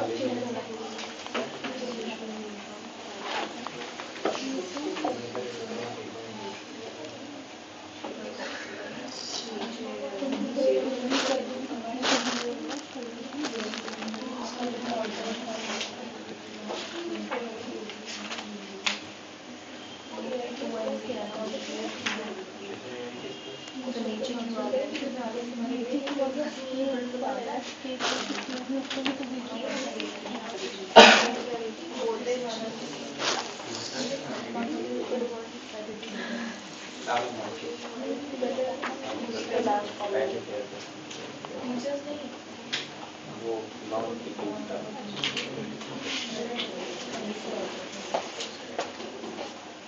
नहीं तो यहाँ पर स्टार्ट करेंगे तो लड़ाई होती है मतलब ठीक हो गया मूवमेंट का नाम वापस करो इसको बड़ा चश्मा लगा के नया आया था मतलब और एक बार सुनिए मैं चला क्या मैं बहुत सारे गए जब भी मेरे दोस्त ने रॉड लड़के ने क्या उसको सस्पेंड कर दिया मैं पुलिस को बता रहा हूँ किस कारण मैं यहाँ में पति नहीं उसको सब पता है ठीक हुआ सर, उधर वाले से तो पूरा ब्लू हो गया। दोस्त का बता सकते हैं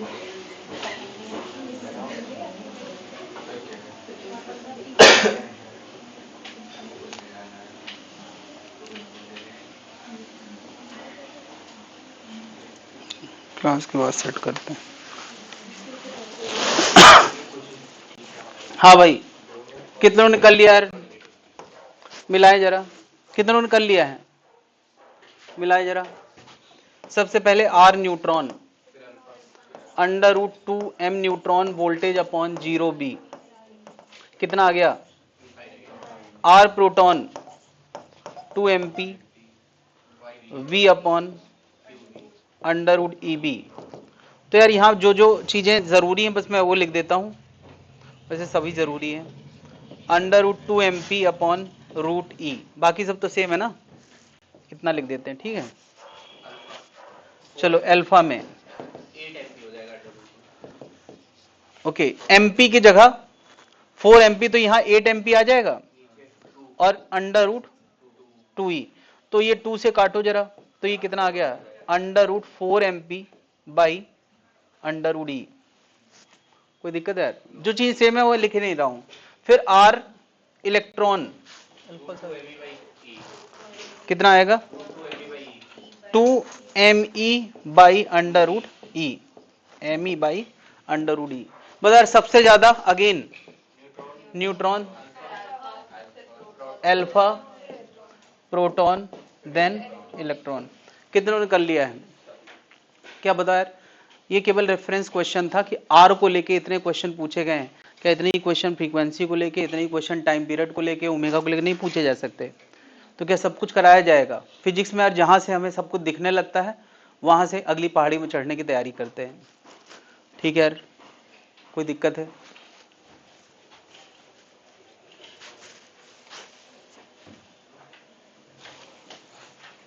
तो ये जो कॉन्सेप्ट अभी हमने पढ़ा है, जिसमें हमने देखा है कि चार्ज बदलने से या मास बदलने से रेडियस में बदलाव होता है, उसका यूज करके एक चीज आती है चार्ज सेपरेटर।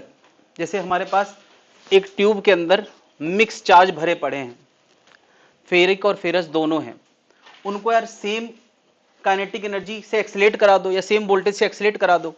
भाई दोनों पॉजिटिव चार्ज हैं, वी का वोल्टेज देके दोनों को एक्सीलेट करा लो।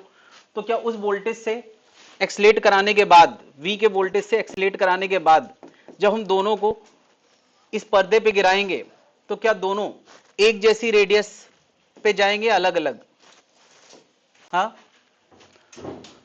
रेडियस दोनों का अलग अलग होगा। मास लगभग दोनों के सेम होंगे। फेरिस और फेरिक का मास दोनों का 56 होता है शायद, लेकिन चार्ज अलग अलग है। तो चार्ज अलग अलग होने से क्या दोनों के रेडियस में फर्क पड़ेगा? उस फॉर्मूले से देख लो यार, मास सेम है, वोल्टेज सेम है, केवल चार्ज अलग अलग है, दोनों का रेडियस सेम आएगा। जिसका चार्ज ज्यादा उसका रेडियस कम आएगा, यानी ये छोटे रेडियस पाथ पे चलेगा और ये बड़े रेडियस पाथ पे चलेगा। तो क्या बताओ, फेरस जिस जगह पे कलेक्ट होगा और फेरिक जिस इसको फेरिक बोलते हैं ना, ये जहां कलेक्ट होगा और ये जहां कलेक्ट होगा, दोनों जगह एक नहीं होंगी। तो क्या हम दोनों को अलग अलग कर पा रहे हैं कि नहीं, यूजिंग प्रीवियस कॉन्सेप्ट? तो इसको बोलते हैं चार्ज सेपरेटर। कभी अगर ये शब्द आ जाए तो तुम्हें समझ में आना चाहिए चार्ज सेपरेटर क्या होता है, और ये भी समझ में आना चाहिए कौन ऊपर कलेक्ट होगा कौन नीचे। जिसका रेडियस कम होगा वो, अरे देखो रेडियस कम होगा तो जल्दी टर्न हो जाएगा, रेडियस बड़ा होगा तो धीरे धीरे टर्न होगा। क्या बात समझ में आ रही? हम एक्सीलेटेड विद सेम वोल्टेज, मैं कह रहा हूं सेम वोल्टेज, अगर सेम वोल्टेज से एक्सीलेट कराया गया है तो कौन ऊपर जाए कौन? क्या यहां सेम वेलोसिटी से भी बात कर सकते हैं, सेम काइनेटिक एनर्जी से बात कर सकते हैं? तो ऐसा क्वेश्चन पूछा जाए तो तुम्हें पता होना चाहिए चार्ज सेपरेटर क्या है। ठीक है, चार्ज सेपरेटर कुछ नहीं, मैग्नेटिक फील्ड और एक स्क्रीन का काम है, जिस स्क्रीन में इनको एब्जॉर्ब किया जाएगा। ठीक है, ओके। वैसे तो यार ये ज्यादा फैशन में है नहीं, लेकिन एक सिंपल क्वेश्चन मैं करा रहा हूं। मैग्नेटिक फील्ड का नॉर्थ पोल इधर लगा है, साउथ अंदर है, इसके बगल में बिल्कुल मैग्नेटिक फील्ड है ही नहीं। हालांकि प्रैक्टिकली ऐसा होता नहीं, मैग्नेटिक फील्ड धीमे धीमे खत्म होती, एकदम से खत्म नहीं होती, लेकिन ऐसा बोल दिया गया कि मैग्नेटिक फील्ड बस इस रीजन के उधर एग्जिस्ट करती है, इधर एग्जिस्ट नहीं करती। एक चार्ज को v वेलोसिटी से छोड़ दिया जाए तो उसका भविष्य, जब तक मैग्नेटिक फील्ड नहीं आई तब तक वो सीधी लाइन में चलेगा, और जैसे ही वो मैग्नेटिक फील्ड में एंटर करेगा तो वो सर्कुलर पाथ में टर्न करेगा, और जैसे ही मैग्नेटिक फील्ड खत्म फिर से सीधी लाइन में चलेगा। यानी कुल मिलाकर यार ये इस तरह से एंट्री किया है कि मैग्नेटिक फील्ड के साथ, बाउंड्री के साथ ऐसे एंट्री किया है, तो बस जैसे एंट्री किया वहीं से सर्कुलर टर्न करना शुरू कर दिया, और ये आधा सर्किल पूरा करके लौट आएगा, आधा सर्किल पूरा करके लौट आएगा। अगर ये 90 डिग्री पे एंटर किया है तो, अगर एक मिनट, ये 90 degree with the boundary of the magnetic field है, 90 degree with the direction of magnetic field तो ऑलरेडी है, मैग्नेटिक फील्ड अंदर है, वेलोसिटी ऐसे तो 90 डिग्री तो है ही है, लेकिन ये मैग्नेटिक फील्ड की बाउंड्री के साथ भी 90 डिग्री पे एंट्री कर रहा है, तो ये आधा सर्किल पूरा करेगा। ये सर्किल आधा ही क्यों होगा? क्योंकि तुम यार इस जगह एक रेडियस बनाओ, इस जगह एक रेडियस बनाओ, इस जगह सबके रेडियस का सेंटर इधर आएगा किनारे, ठीक है, सारे कटिंग पॉइंट वहीं पे आएंगे, इसलिए आधा सर्किल है। तो इस सर्किल में क्या क्या बातें पूछी जा सकती हैं? पहला क्वेश्चन, रेडियस क्या होगा इस आधे सर्किल का? तो आंसर मैं लिख देता हूं, रेडियस होगा mv/qb। और इसमें क्या बात है भाई, आधा हो चाहे क्वार्टर हो, सर्किल है तो जितनी देर वो सर्किल रहेगा उस कंडीशन को फॉलो करेगा, रेडियस इतना आएगा। दूसरा क्वेश्चन पूछा है, जहां से ये एंटर किया है वो ए पॉइंट है, जहां से एग्जिट किया है वो बी पॉइंट है, ए और बी के बीच का लेटरल गैप कितना होगा? दैट्स इट, 2r, यानी कितना, 2mv/qb। ये क्वेश्चन दिया है ना, ठीक है। क्वेश्चन पूछा एंगल ऑफ डेविएशन, ये angle of deviation word ray optics में आता है कि कितना टर्न कर गया, क्या ऐसे आया था और ऐसे गया है, तो ये इनिशियल वेलोसिटी डायग्राम है, ये फाइनल वेलोसिटी, दोनों को टेल से टेल जोड़ोगे तो तुम्हें एंगल समझ में आ जाएगा कितना घूम गया। ऐसे आया था, ऐसे चला गया, है ना, जैसे आया था उसके ठीक अपोजिट चला गया, तो एंगल ऑफ डेविएशन कितना हो गया 180। कितना समय इसने स्पेंड किया है inside the magnetic field? Circle का जितना टाइम होता था उसका, सर्किल का टाइम होता था कितना 2 pi M upon Q B. ये भी यार एक फेमस रिजल्ट है, टाइम पीरियड का आंसर लोग याद रखते हैं, तो ये कितना आएगा pi M by Q B. Angular velocity frequency ना याद रखो, लेकिन टाइम पीरियड एक फेमस टर्म है। सारे आंसर समझ में आ रहे हैं? कोई दिक्कत है यहां तक?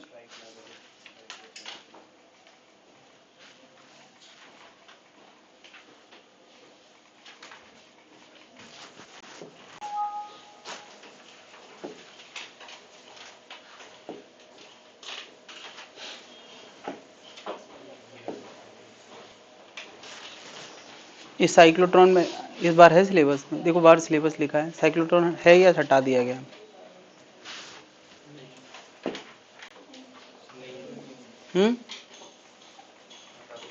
हटा दिया गया ना, ये सब मैंने देखा, इस तरह की चीजें हटा दी गई। पहले था 2023 में था, 23 के सिलेबस पे था,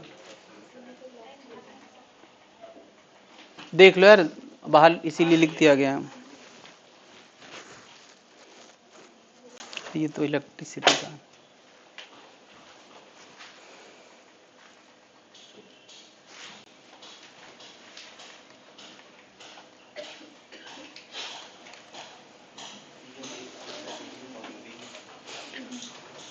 तो अभी तक मैं यार एक फ्री चार्ज पे फोर्स की बात कर रहा था। चार्ज फ्री होके चल रहा था, उसको जबरदस्ती सीधा चलाने के लिए फोर्स लगाना पड़ता था, अपने मन से वो टर्न होना चाहता था। कैसे रास्ते में टर्न होना चाहता था? सर्कुलर में, तो सर्कुलर की बातें करने लगे। यानी ले देखे यार, टॉपिक शुरू हुआ था मैग्नेटिज्म, मगर अभी तक हम दो रास्तों में चल चुके हैं। या तो हम फोर्स की बातें कर रहे थे, लॉज ऑफ मोशन वाली, या फिर हम सर्कुलर मोशन की बातें कर रहे थे। दो टॉपिक को हमने टच किया है। टॉपिक कौन सा चल रहा है? मैग्नेटिज्म। मैग्नेटिज्म का बस इतना यूज है, Q V B sine theta, that's it. इससे ज्यादा है क्या कुछ? नहीं। चलो फिर से यार मैग्नेटिज्म से शुरू करके, क्या एक वायर के अंदर जब चार्ज मूव करता है, ये इमेजिनेशन है हमारी, हकीकत कुछ और होती है। हकीकत पता है क्या होता है? इलेक्ट्रॉन ट्रेवल करते हैं, बट हम लोग करंट की डायरेक्शन क्या पॉजिटिव के फ्लो को दिखाते हैं कि नहीं? यानी करंट मतलब हम ऐसे इमेजिन करते हैं, शायद इससे कोई फर्क नहीं पड़ता हम इसको इमेजिन करें या इलेक्ट्रॉन को इमेजिन करें, फोर्स की डायरेक्शन में कोई फर्क। मुझे बताओ, अगर चार्ज ऐसे चल रहे तो फोर्स कहाँ आएगा? ऊपर। अगर इलेक्ट्रॉन लेफ्ट चल रहे होते तो देखो, इलेक्ट्रॉन लेफ्ट, मैग्नेटिक फील्ड अंदर, उल्टा तमाचा ऊपर। इसका मतलब चाहे इलेक्ट्रॉन मानो चाहे पॉजिटिव चार्ज मानो, फोर्स की डायरेक्शन में कोई फर्क नहीं पड़ता। इसलिए हम करंट ही माने, क्यों? हम इलेक्ट्रॉन के एक्चुअल मोशन के बारे में सोचें। ये v की वेलोसिटी से चल रहे हैं, क्या इनके अंदर भरे हुए चार्ज पे फोर्स ऊपर लगेगा? ये कौन सा रूल है यार? अरे वही वाला तो रूल है, वेलोसिटी इधर, मैग्नेटिक फील्ड इधर, तमाचा उधर। और अब जो है यहां पर किसी एजेंट को लगने की जरूरत नहीं, ये वैसे ही सीधे चलेंगे। अरे तार जैसा होगा वैसे ही चलेंगे, वे तार छोड़ के थोड़ी चले जाएंगे, वरना बेतार हो जाएंगे, आई मीन बेकार हो जाएंगे। बाहर निकल के चार्ज का एग्जिस्टेंस खत्म यार, वो मोशन का हिस्सा नहीं बन पाएंगे। हाँ भाई, तो ये फोर्स लगेगा। अब यार वेलोसिटी किसी चार्ज के अंदर होती है तो फोर्स लगता है, वो हमने formula Q V B sine theta पढ़ा है। लेकिन क्या इस टॉपिक में वेलोसिटी पता होगी या करंट पता होगा? करंट। तो हम यहां से वेलोसिटी गायब करेंगे और करंट को अपीयर कराएंगे। एक फॉर्मूला था I इक्वल टू NEAVD, तो वहां V की जगह I हम अपीयर करा सकते हैं। क्यू वी बी वाले फॉर्मूले में V रख के I अपीयर कराया जा सकता है, और I अपीयर कराने के बाद फॉर्मूला क्या आता है मैं सीधे बता रहा हूं। क्या आता है? F बराबर साइन थीटा में बहुत सारी चीजें हैं। Q को हम लोग लिखते हैं N इंटू E, और फिर B को लिखते हैं I बाई NEA, है ना, और N को लिखते हैं N into area into length. ये पता है इलेक्ट्रॉन डेंसिटी है। Total number of electron per unit volume electron के साथ वॉल्यूम मल्टीप्लाई करके आएंगे, है ना। ये डेरिवेशन लोग छोड़ देंगे यार, जिनको नहीं समझ में आ रहा है छोड़ देंगे, कोई जरूरी नहीं इसको समझना। एरिया से एरिया कैंसिल, एन से एन गया, ई से ई कट गया, तो ई लिखा क्यों है, एल एल बचा है, एल नहीं कटा है यार, एल बचा है, तो ये क्या बन गया I L B sine theta. तो कुल मिला के यार अगर इसको स्केलर लुक में लिखें तो ये, और वेक्टर में लुक में लिखें तो एल क्रॉस। यहाँ लेंथ को वेक्टर क्वांटिटी बनाया गया है, तो यार लेंथ के अलोंग ही तो चार्ज चल रहे हैं, चार्ज की वेलोसिटी लेंथ के अलोंग है, तो लेंथ को वेक्टर क्वांटिटी बना दिया गया, एल क्रॉस बी लिख दिया है। लेंथ वेक्टर से मैग्नेटिक फील्ड की तरफ चलो तो फोर्स का डायरेक्शन आ रहा है कि नहीं। तो पहले formula Q V B sine theta होता था, उसी को कन्वर्ट करके हमने किस में लिख दिया आई एल बी, क्योंकि अवेलेबिलिटी ऑफ डेटा क्या होगी, करंट कैरिंग वायर में करंट अवेलेबल होगा कि चार्ज अवेलेबल होगा। भाई चार्ज इजीली अवेलेबल चीज नहीं है यार, करंट के टॉपिक में उसकी वेलोसिटी इजीली अवेलेबल चीज नहीं है। तो टॉपिक में हमेशा जो इजीली अवेलेबल पैरामीटर उन्हीं में फॉर्मूला लिखा जाता है। तो करंट कैरिंग वायर पे फोर्स लाना है तो हम ना चार्ज और ना वेलोसिटी, उसको गायब करके क्या ला दिए हैं, करंट और वायर की लेंथ। क्या बन गया formula, I L B sine theta. एक स्ट्रेट वायर जो कि मैग्नेटिक फील्ड के साथ थीटा एंगल पे है, ये फॉर्मूला। अच्छा जो डायग्राम मैंने दिखाया तुम बता सकते हो लेंथ का मैग्नेटिक फील्ड के साथ कितना एंगल है, 90 डिग्री। तो थीटा कितना हो जाएगा 90। ज्यादातर सिचुएशन में यही होगा 90 ही होगा, 90 नहीं है तो ये है। कोई दिक्कत है भाई लोग, ओके।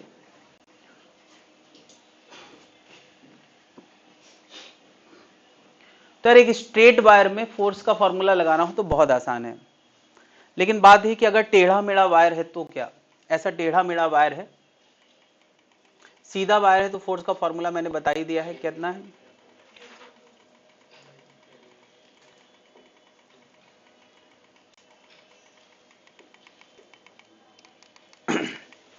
F बराबर आया है आई बी साइन थीटा।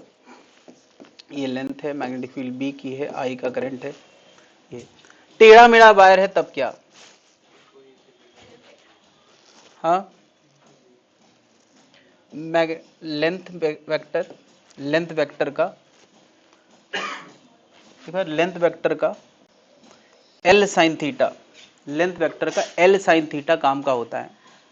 और एल साइन थीटा का मतलब पता है क्या है, एल साइन थीटा का मतलब है ये थीटा है तो एल साइन थीटा ये है।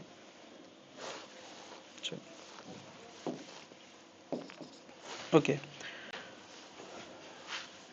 मैंने इसको यार वेक्टर लुक में क्या लिखा है, वेक्टर लुक में क्या लिखा है, आई एल क्रॉस बी। अच्छा जब भी कोई यार किसी चीज को वेक्टर बनाता है तो बहुत सारे सावधानियां रख के ही वेक्टर बनाया जाता है, यानी ये फॉर्मूला वेक्टोरियली काम करता होगा तभी। एक टेढ़े मेढ़े शेप का लेंथ वेक्टर जहां से शुरू हुआ है और जहां खत्म हुआ है ये उसके एल वेक्टर को रिप्रेजेंट करेगा। यानी टेढ़े मेढ़े वायर को छोड़ो, हमें करंट वही लेना है जो इस टेढ़े मेढ़े वायर में है, लेकिन लेंथ कौन सी लेना है, सीधी वाली। कैसे लेना है, उनके एंड्स को जोड़ दो, जो लेंथ निकल के आएगी उसको मैं कह रहा हूं L effective length. Vector vectorially भी कुछ लिख सकते हैं, एल इफेक्टिव उसका मैग्नीट्यूड है, एल इफेक्टिव। इस पर जो फोर्स लगेगा वही फोर्स इस पर लगेगा। ये एक थ्योरम है जिसको मैं सीधे बता रहा हूं कि तुम्हें ऐसे याद रखना है कि टेढ़ा मेढ़ा वायर है तो हमें तुम्हें उस वायर को जोड़ देना है, जोड़ने के बाद जो लेंथ निकल के आएगी वो लेंथ हमारे काम की है। टेढ़े मेढ़े वायर की लेंथ से हमें कोई मतलब नहीं है। यानी इस पे लगने वाला फोर्स क्या होगा, I L effective into B sine theta. Theta किसके किसके बीच का एंगल है, तो theta angle between L effective and B के बीच का है। यानी ये जो फाइनल वायर बना है उसका और मैग्नेटिक फील्ड के बीच का एंगल अगर हमें पता है तो हम फोर्स निकाल सकते हैं। क्या जनता समझ पा रही है, मुझे बताओ एक लूप है, लूप उसका एल वेक्टर क्या होगा, एक लूप है उसका एल वेक्टर क्या होगा, 0। एल वेक्टर 0 होगा तो इस पे लगने वाला फोर्स कितना होगा, लूप पे हमेशा फोर्स क्या होगा 0। इसको एक और तरीके से लोग एक्सप्लेन करते हैं कि अगर मैं इस हिस्से को दो हिस्सों में कट कर दूं तो क्या एक का इफेक्टिव ये आएगा इस करंट के साथ, और नीचे वाले का इफेक्टिव ऐसा आएगा इस करंट के साथ, तो इस वाले टुकड़े पे फोर्स कहां आएगा और इस वाले पे नीचे, तो नेट फोर्स क्या हो गया 0।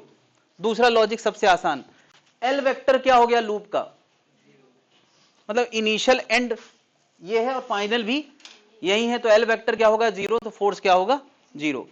बात क्लियर है।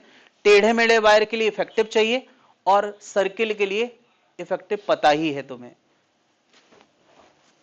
बता ये आर रेडियस का सेमी सर्किल है, इस पे लगने वाला फोर्स कितना होगा,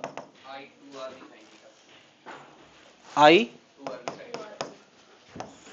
2r b साइन, क्या थीटा नजर आ रहा है लोगों को? अरे देखो ये हमारा लेंथ वेक्टर है और मैग्नेटिक फील्ड ऊपर है, तो थीटा कितना है 90, तो फोर्स कितना आएगा I 2r इंटू बी। क्या जनता समझ गई यार कैसे क्वेश्चन आ सकते हैं? कोई दिक्कत है भाई लोग? बदर ऐसा एक ट्राइंगल बना हो ऐसा 60 डिग्री पे, ये भी लेंथ एल है, ये भी लेंथ एल है, मैग्नेटिक फील्ड में रखा है, इसी मैग्नेटिक फील्ड में ये जो मैग्नेटिक फील्ड नजर आ रही है ये वाली, जनता बताए इस पे क्या फोर्स लगेगा?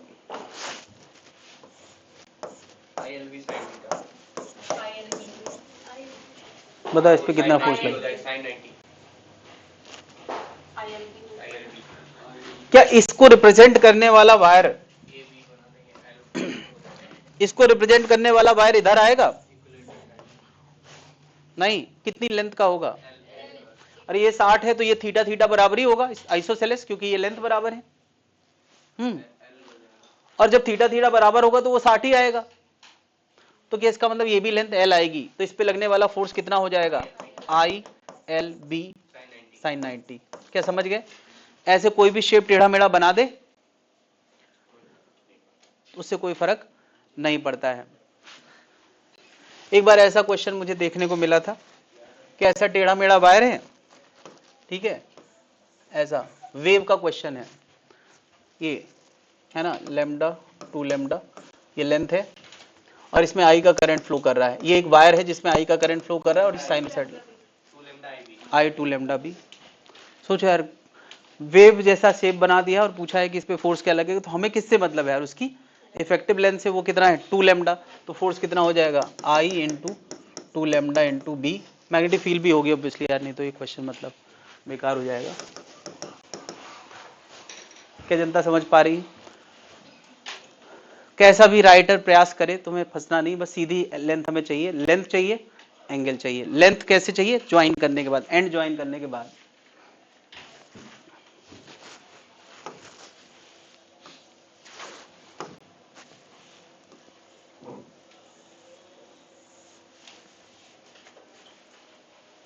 हाँ ठीक है, बात समझ में आ गई, आगे बढ़ सकते हैं।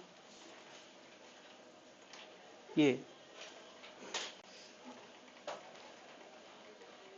बता इस पे कितना फोर्स लगेगा, जस्ट बट ये ए है, ये ए है और इसकी रेडियस तुम सोचो, अच्छा ये रेडियस देना पड़ेगा यार, ये रेडियस आर है, इधर उधर वाला कैंसिल हो जाएगा, केवल हाँ मैग्नेटिक फील्ड है, मैग्नेटिक फील्ड है, बी की मैग्नेटिक फील्ड है, बताएं। अरे कैंसिल क्या, तुम सीधे इधर से जोड़ो ना यार, दोनों कैंसिल भी नहीं सोचना यार। कितना हो जाएगा यार, एफ बराबर I 2r into B sine 90। Magnetic field अंदर है, क्या समझ गया यार? ये भी बना हुआ है क्या?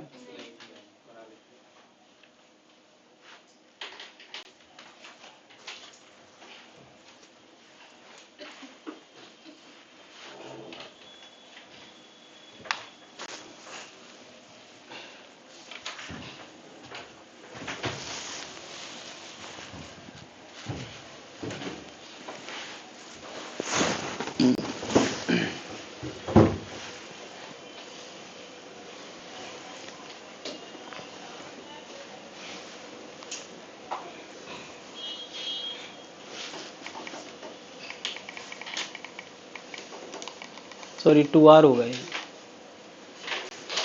देन कोई दिक्कत है?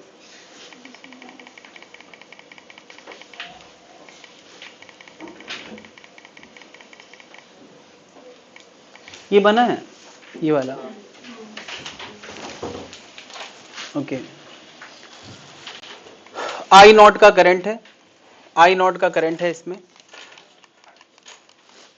ऐसा यहाँ पे एक कांस्टेंट करंट सोर्स लगा है। अब वो कैसे कांस्टेंट करंट फ्लो कराता है कोई नहीं जानता, मतलब हमको नहीं पता। ये एक सोर्स है जो करंट हमेशा मेंटेन रखता है चाहे जितना रेजिस्टेंस हो जाए। ऑब्वियसली यार ये जब ये रॉड इसके ऊपर टिका हुआ है, ऐसा रॉड है यहाँ ऐसे रेल रोड ट्रैक पे टिका हुआ है, रेल रोड ट्रैक जमीन पे है और मैग्नेटिक फील्ड कहाँ है? मैग्नेटिक फील्ड इनसाइड है। मुझे बताओ इस रॉड पे ये कांस्टेंट करंट सोर्स इस रेल रोड के होते हुए इस रॉड से होते हुए वापस ऐसे करंट फ्लो कराएगा कि नहीं? करंट फ्लो होगा तो इस रॉड पे क्या लगेगा? फोर्स। मैंने क्या क्या क्वेश्चन पूछे हैं? ओके तो सबसे पहला क्वेश्चन है कि इस पे कितना फोर्स लगेगा और किस डायरेक्शन में लगेगा। फोर्स कितना लगेगा और किस डायरेक्शन में लगेगा, एक्सेलेरेशन कितना होगा। फिर कहा है कि यार ये दूरी d है, ये दूरी d है, तो बताओ यार तीसरा क्वेश्चन, इसके वेलोसिटी बिफोर फॉलिंग, यानी इसके बाद रेल रोड ट्रैक खत्म है तो वेलोसिटी बिफोर फॉलिंग, और क्या पूछा है? टाइम बिफोर फॉलिंग, कितना खर्च होगा। ये 4 क्वेश्चन जनता बताएगी। मैं यार लॉज ऑफ मोशन से वापस किस में आ गया हूं अब? काइनेमेटिक्स में। और एक्सेलेरेशन के बाद जितना डिस्कशन है वो सब किसका है? काइनेमेटिक्स का।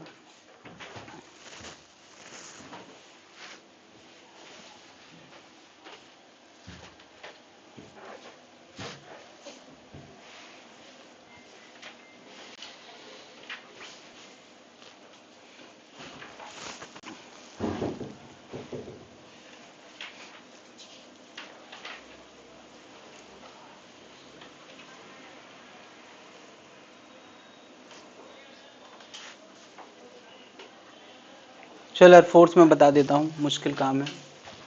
आई लेंथ ए दे रखी है तो ए और बी की जगह बी साइन 90, तो कितना आंसर आ गया यार? आई ए बी।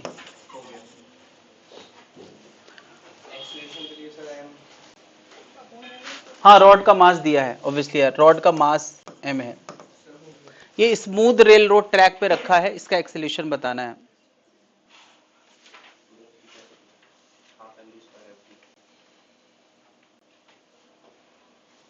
हाँ भाई एक्सेलेरेशन क्या हो गया? F by M I A B by M. यार ये चीजें ऐसी हो गई ना कि फिजिक्स में कब कहाँ आ जाए कोई भरोसा नहीं, सब जगह आ सकती है। अगला क्वेश्चन मुझे गिरने से ठीक पहले वेलोसिटी बताना है, क्या लगाओगे? ग्रेट, सही है। और कोई?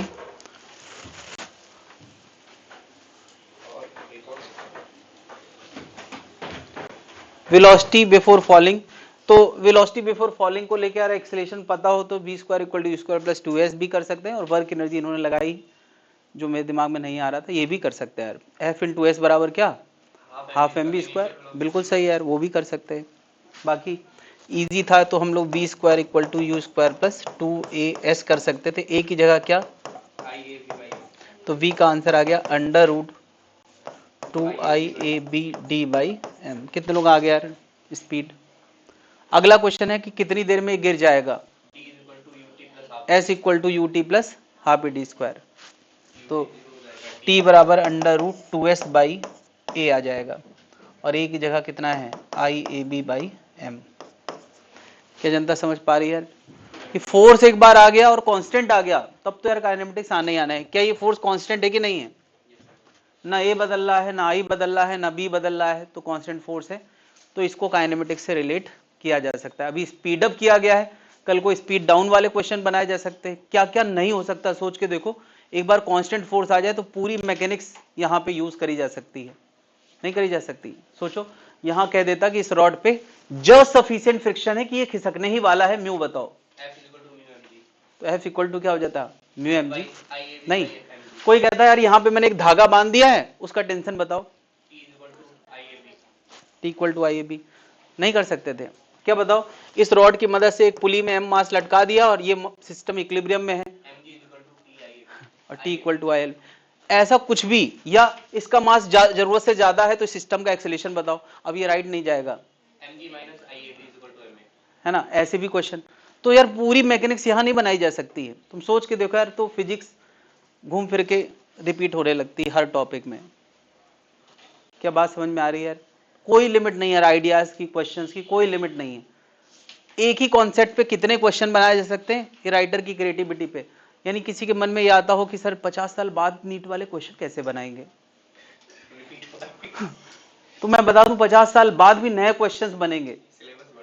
बात समझ रहे हैं? हाँ, उस समय तक फैशन बढ़ जाएगा, तो तुम्हें पढ़ाने वाले टीचर, तुम्हें नहीं मतलब तुम्हारे नाती लोगों को पढ़ाने वाले बच्चे तो बड़े हो जाएंगे तब तक ना 50 साल, और मैं तो मतलब मिलूंगा नहीं, देखो कौन पढ़ाता है तो मैं क्या कह रहा हूं, तो ये फिजिक्स में खास बात है। केमिस्ट्री में यार हो सकता है कि चीजें लिमिटेड हो, मुझे नहीं पता, मुझे लगता है केमिस्ट्री में भी नई चीजें बन सकती हैं, ऑर्गेनिक में इतना ज्यादा नहीं होता। लेकिन फिजिक्स में यार कभी भी जहां हाथ डालो वहां पे खजाना है क्वेश्चंस का। हाँ, तो वो मैं उनके लिए बता रहा हूँ, जो लोग क्वेश्चन पेपर बनाएंगे उनके लिए क्वेश्चन की कमी नहीं पड़ने वाली है।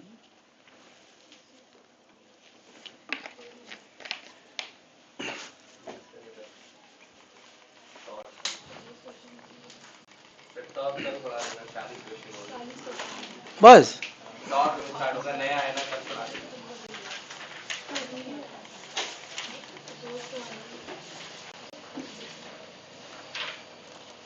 केमिस्ट्री वाले सर से तुम लोग ये नहीं कहते यार वो पौने 3 घंटे तक पढ़ाते रहते? मैं देखता हूँ यहाँ पे अभी भी चल रही क्लास, अभी भी चल रही। एक दिन पढ़ाते हैं वो, हाँ, सर वीक में आप 3 5 दिन पढ़ाते हो, 3 दिन पढ़ाते हो। नहीं सर, आप पढ़ा सकते हैं ना। तो फिजिक्स में यार है भी ना बहुत ज्यादा, फिजिक्स ज्यादा है कि केमिस्ट्री ज्यादा है? समझ नहीं रहा है, समझ लिए तो कुछ नहीं है, नहीं समझे तो बहुत ज्यादा है, कभी नहीं समझ। तो समझ गए पिछले साल समझ गए थे क्या समझ गए थे? कि ज्यादा रटने अटने से काम नहीं चलेगा, थ्योरी भी छोड़ो, क्वेश्चन लगाओ, बात खत्म। ठीक, तो 10 मिनट है यार, क्वेश्चन लगाना शुरू करें। यहाँ से मैं तुम लोगों को स्टार्ट करके छोड़ना चाहता हूँ, छोड़ना चाहता हूँ ताकि घर जाके तुम चलते रहो। शुरुआत कर दे क्वेश्चंस करने की। ये अब तक का सबसे बड़ा मॉड्यूल है, मैग्नेटिज्म से शुरू होके EMI AC तक जाएगा, मतलब पूरा रायता इसी में है।